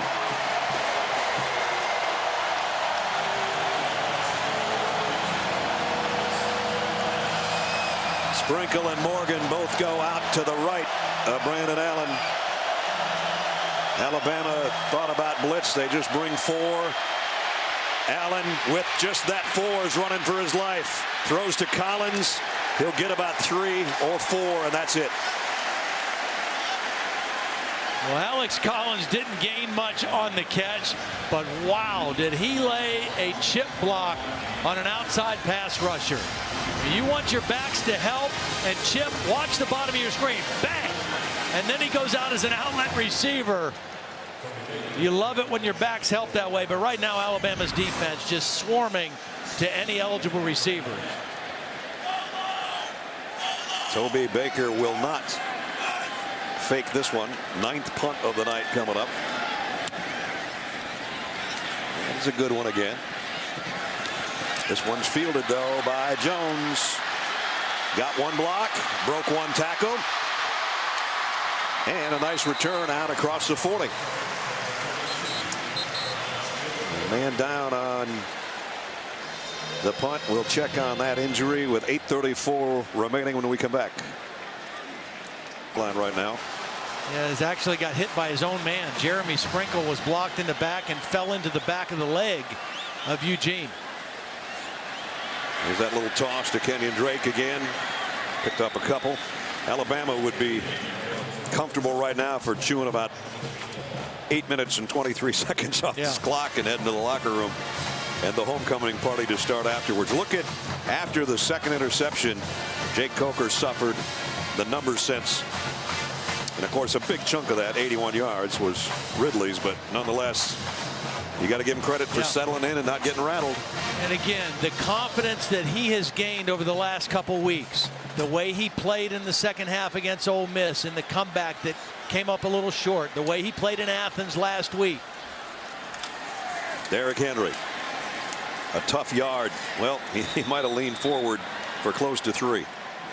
Just more on Coker. The last 2 weeks, he's taken the majority of the first team snaps. He believes in himself. His team believes in him. And his coaches believe in him. And you can tell that he's a different player. He threw the interceptions. They were bad throws tonight, but he overcame them and made a couple big throws for touchdowns here in the second half. You mentioned that not starting the Ole Miss game sort of lit a fire under him, and the coaches feel like his demeanor has changed. He's not the most outgoing guy in the world, but Nick Saban says the players all love him, and the more he does the stuff he's doing here in the second half, they're going to love him even more. Throws a strike there. It's complete, short of the first down to to Richard Mullaney. And we check in with Holly. Well, guys, as you said, Lane Kiffin told us this week, look, the job is Jake Coker's. So I've been observing carefully, even after those 2 interceptions, they never wavered on the sideline. The way they have their benches set up, only Jake Coker was the one sitting there talking to Lane Kiffin the whole time. Cooper Bateman, who has started a game this year, wasn't in the mix. So the faith that they've shown in him allowed him to come out and continue playing. And guys, I've just seen him growing possession by possession, interacting with his teammates, having fun over here, really taking some leadership role. A.K. Scott's punt.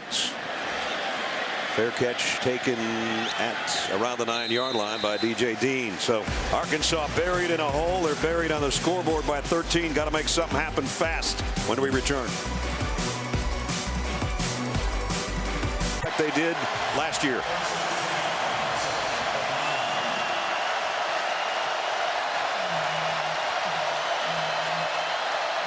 Snap was wide. Allen got it into Collins, but maybe got a yard to the 11.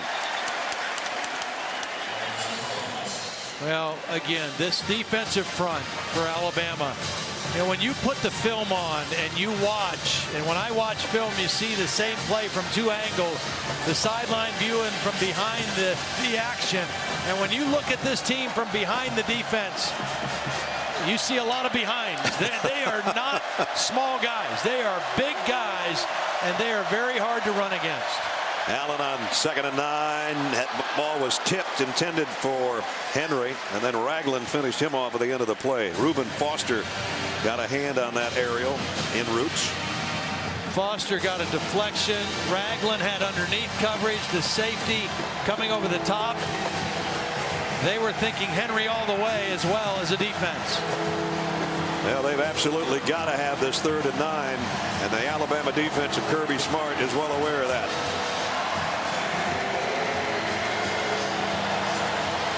Not only that, there's a ringing in Brandon Allen's ears right here from that crowd in the end zone.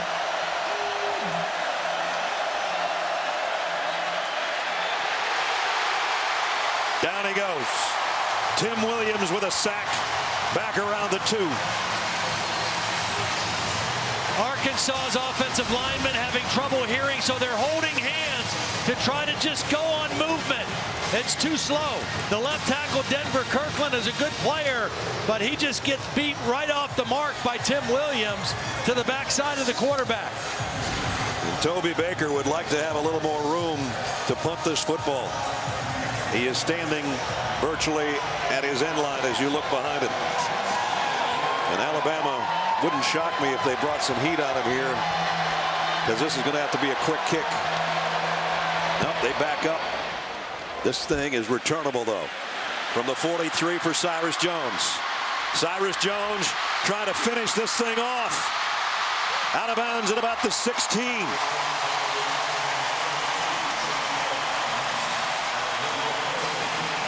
Well, again, the feel of this game, the Alabama defense has been outstanding all night. Their offense finally got some life, and now they are just squeezing the life out of Arkansas. The sack leads to the short punt, and once again, Alabama in scoring territory. At the 16-yard line, 1st down.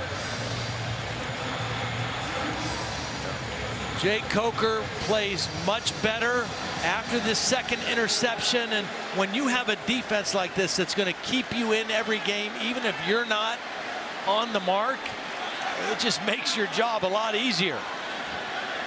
2 tight ends in there, and Derrick Henry behind Coker. He gets the carry for a couple. The clock is under 5 minutes and winding. What a game that guy's had. Went out with a little bit of a shoulder injury earlier in the game, as Holly reported, down there in the Alabama tent. And since he came out of that tent, he's been everywhere. Kind of like going in a phone booth. Exactly. Right? Came out with a Superman costume on. They'll use all the clock they can here before the snap. Ridley in motion. They give it to him, and he goes down for a loss. D.J. Dean made the hit. check in with Holly. Well, guys, I wasn't sure I would be doing a groundbreaking tent story tonight, but this is a pretty cool story. The athletic trainer, Jeff Allen, actually invented this tent. He said he went to the School of Engineering here, told them what he needed. He wanted to be able to prevent people from seeing as they examined guys, have a little more privacy on the sideline. So this has been patented. You probably will see these more. And I said, I love the tent idea. I just don't like it because now I can't snoop around and get injury updates. That tent goes along with the 10,000 that are outside here for homecoming, but those don't have sides on them. They might have to give you naming rights, Holly, because they probably invented that because of your snoopiness. That's exactly right. The Snoop tent. Derrick Henry. Did he get there at the 1-yard line? 15 yards for Henry. Well, you see the strength. Watch the stiff arm. That's a defensive lineman that he stiff armed. And then he stiff arms the leading tackler, Brooks Ellis. Doesn't quite get the touchdown, but a beautiful run nonetheless for Derrick Henry. Derrick has gone over the 2,000-yard career mark in this game tonight. That last run good for 15. As the Tide set up first and goal at the 1. Yeah, his right hand crossed the goal line, but the ball was in his left hand. That's why it was marked short of the goal line. He's got 9 rushing touchdowns on the year. He's got 10 rushing touchdowns on the year.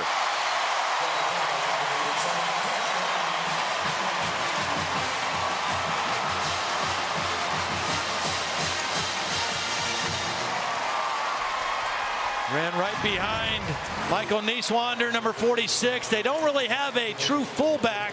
Nieswander more a tight end fullback guy.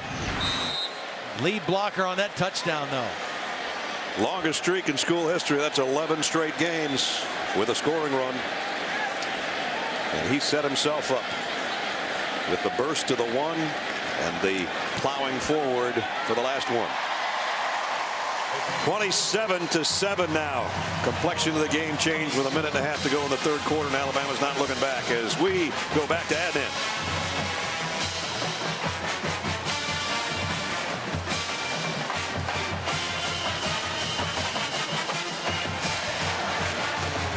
Like the dam broke at that point for Alabama, and that flooded Arkansas. I mean, it just was crazy. High pooch kick, fair catch called for and taken around the 26-yard line. Remember, they were trailing in this game 7-3. And here's the one that Todd's talking about. 81-yard, one play, 11-second strike. That put them in front. Arkansas tried a fake punt. That didn't work out. Alabama got it back. Coker sidearmed this one to Mullaney for the touchdown. And then Eddie Jackson with the interception gave it back. Derrick Henry just plowed in, and 24 unanswered points over the last 14 minutes has made it what it is, a 20-point lead with 2:44 left. And again, their defense, 146 yards is all they've allowed to this point. Brandon Allen trying to change that, and incomplete. You know, I think of Brandon Allen, and having watched Oklahoma and Texas today, I was thinking about how tough Baker Mayfield is, and he tries so much and he makes so many good plays, and this kid did too tonight. Yeah. It's just not going to be enough. Well, and again, we talked about it early in the game. This is a depleted offensive unit from a skill position standpoint. They lost one of their top running backs, Jonathan Williams, before the season started. In a span of 8 days early in the year, they lost 3 of their top 4 receivers to long-term injuries. They just don't have enough playmakers to come back in a game like this against a defense as stout as Alabama. Allen throws complete, and that's about the first big play by Hunter Henry tonight. That's the first catch of the night. I mean, they have kept him bottled up. Here's the guys Todd was talking about a minute ago. Jonathan Williams, leading rusher last year with over 1,100 yards. Keon Hatcher went out. He had caught 43 balls, including 6 touchdowns last year before being injured this year. And the other 2 guys that I mentioned, also wide receivers. They try Hunter again. You know, Drew Morgan has emerged, but Drew Morgan was going to be kind of a possession guy. He wasn't going to be their feature receiver, and he's almost had to be. He's been quiet tonight, only 4 catches for 15 yards. So this Alabama defense that likes to pattern match pass routes, I mean, they have just had the upper hand all night against Brandon Allen and the Arkansas offense. The only time that Arkansas had Alabama a little bit on its heels is when they went to the hurry up. Their 2-minute offense basically, and Alabama and Kirby Smart weren't able to match up what they wanted to do, and they picked up some decent first downs throwing the football, but that was a long time ago and about 20 points ago for Alabama.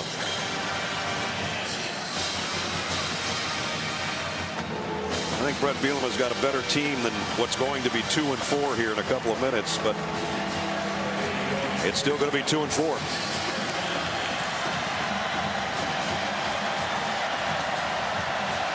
Third down and 8. Allen, pressure from behind. He somehow got out of there. Fires and completes it on the run, and breaking a tackle is Dominique Reed. And Reed still trying to get to the end zone, just got bounced in by the Alabama defender, and he scored. Well, this was all Brandon Allen extending a play with his legs. He thought he was going to get sacked. He was getting ready to protect the football. Watch him curl up to protect the ball right there. And then he popped out and directed his receiver Reed to take off on the scramble, hit him on the run, and then Dominique Reed fights his way to the end zone. Little help from Rashaan Evans right there. Boom. Number 32 knocked him in the end zone. But Brandon Allen kept that play alive with his feet and shows that creativity and that craftiness that he's shown all season.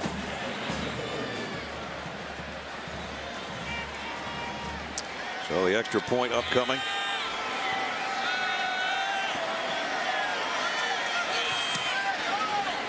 And it's up and good. Caps off a 74-yard drive that didn't take very long at all, a little over a minute, thanks to a 54-yard touchdown.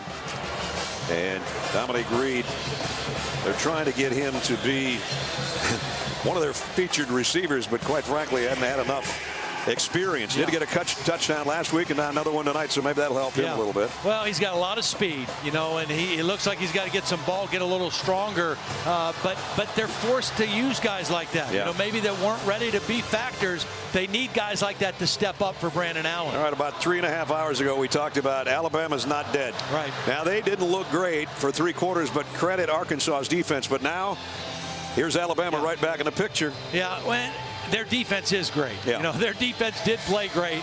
And again, the game they lost turnovers 5-0. If they take care of the football, they had a little loose with the ball early in the game, but when they take care of it, the way their defense plays, they can beat anybody the rest of the way out.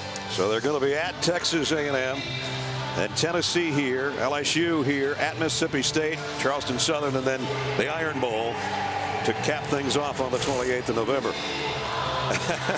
Yes, Aggies, you are next. The Aggies had a bye week, so I'm sure Kevin Sumlin and the guys are watching this one. Well, I think the next 3 opponents that Alabama plays all have bye weeks, which I'm sure Nick Saban is not very thrilled about that. You're exactly right. That's when you play Alabama, you want to try to pull that off if at all possible, and 3 straight opponents have done that. And they fake the onside one way, they go the other way with it, and Alabama covers it. Arkansas had a chance. Boy, they were kind of lucky. Alabama was not very aggressive going after that ball. They were blocking the front line, but the guys that were in the back line to receive the ball weren't aggressive enough. And Arkansas almost came up with it right there. Arkansas actually had the first shot at it. Cyrus Jones ends up getting it, and he was kind of backing away from the oncoming traffic, but it paid off. Damon Mitchell was the guy that had it off his fingertips. And Cyrus Jones, who's been not only good on defense tonight, but on special teams, comes up with the football.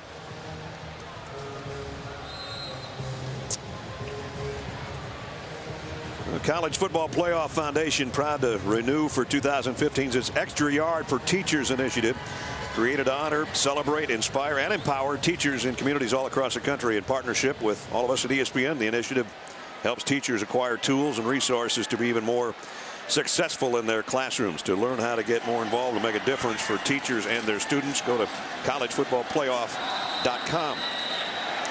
Down to the final 90 seconds. Loss on the play. Damian Harris, a freshman, getting some work here in the backfield. First charge timeout of the half. Arkansas. And this will be a 30-second timeout. Arkansas takes his first timeout. As we've got a timeout here, let's check in with Adnan.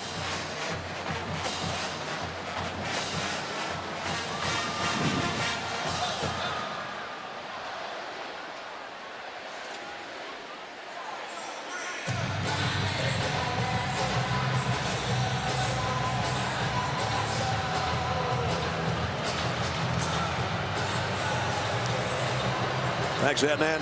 Utah fans are hardy, man. They were up at whatever o'clock this morning game day was on out there. And they're still out there now watching their football team and a really good defense. Here, another really good defense. Alabama's, despite giving up that big play a moment ago, 27-14 lead with 90 seconds to go.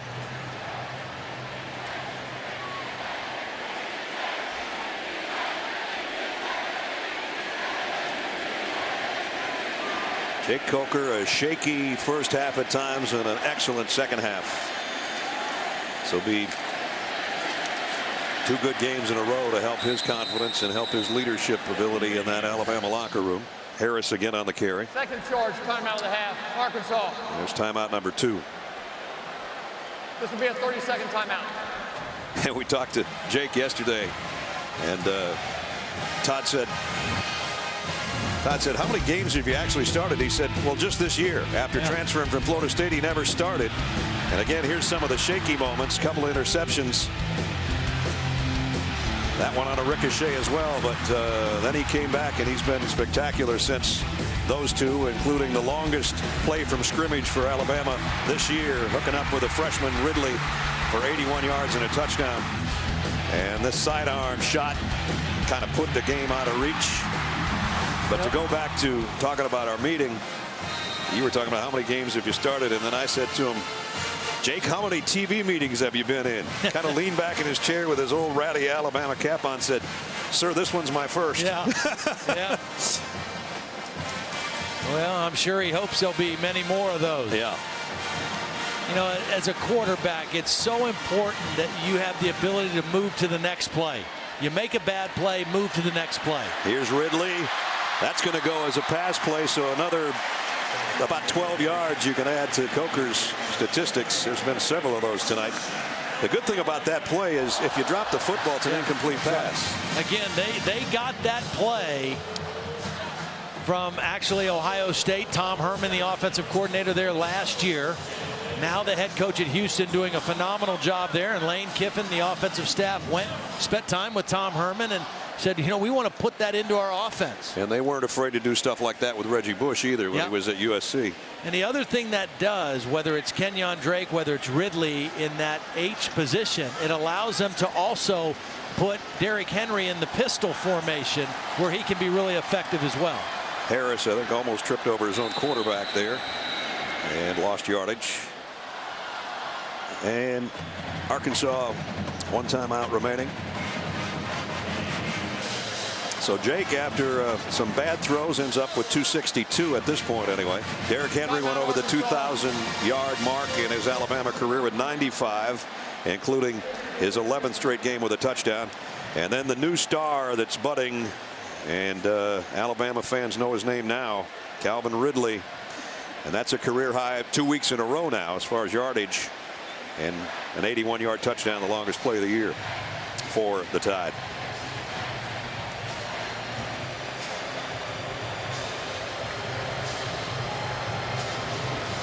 Arkansas, we talked about how tough their schedule was a year ago. It's not going to get any easier now as they're going to fall to 2-4. And here's what they've got coming up. At Ole Miss and at LSU. Now, they shut those 2 teams out last year, but I doubt that's going to happen again. And they finish up with Mississippi State, Missouri in Fayetteville. Jake Coker Won't have to pass again, but he hit 14 of his final 17 passes after that second interception. And he'll be happy to take this snap and take a knee.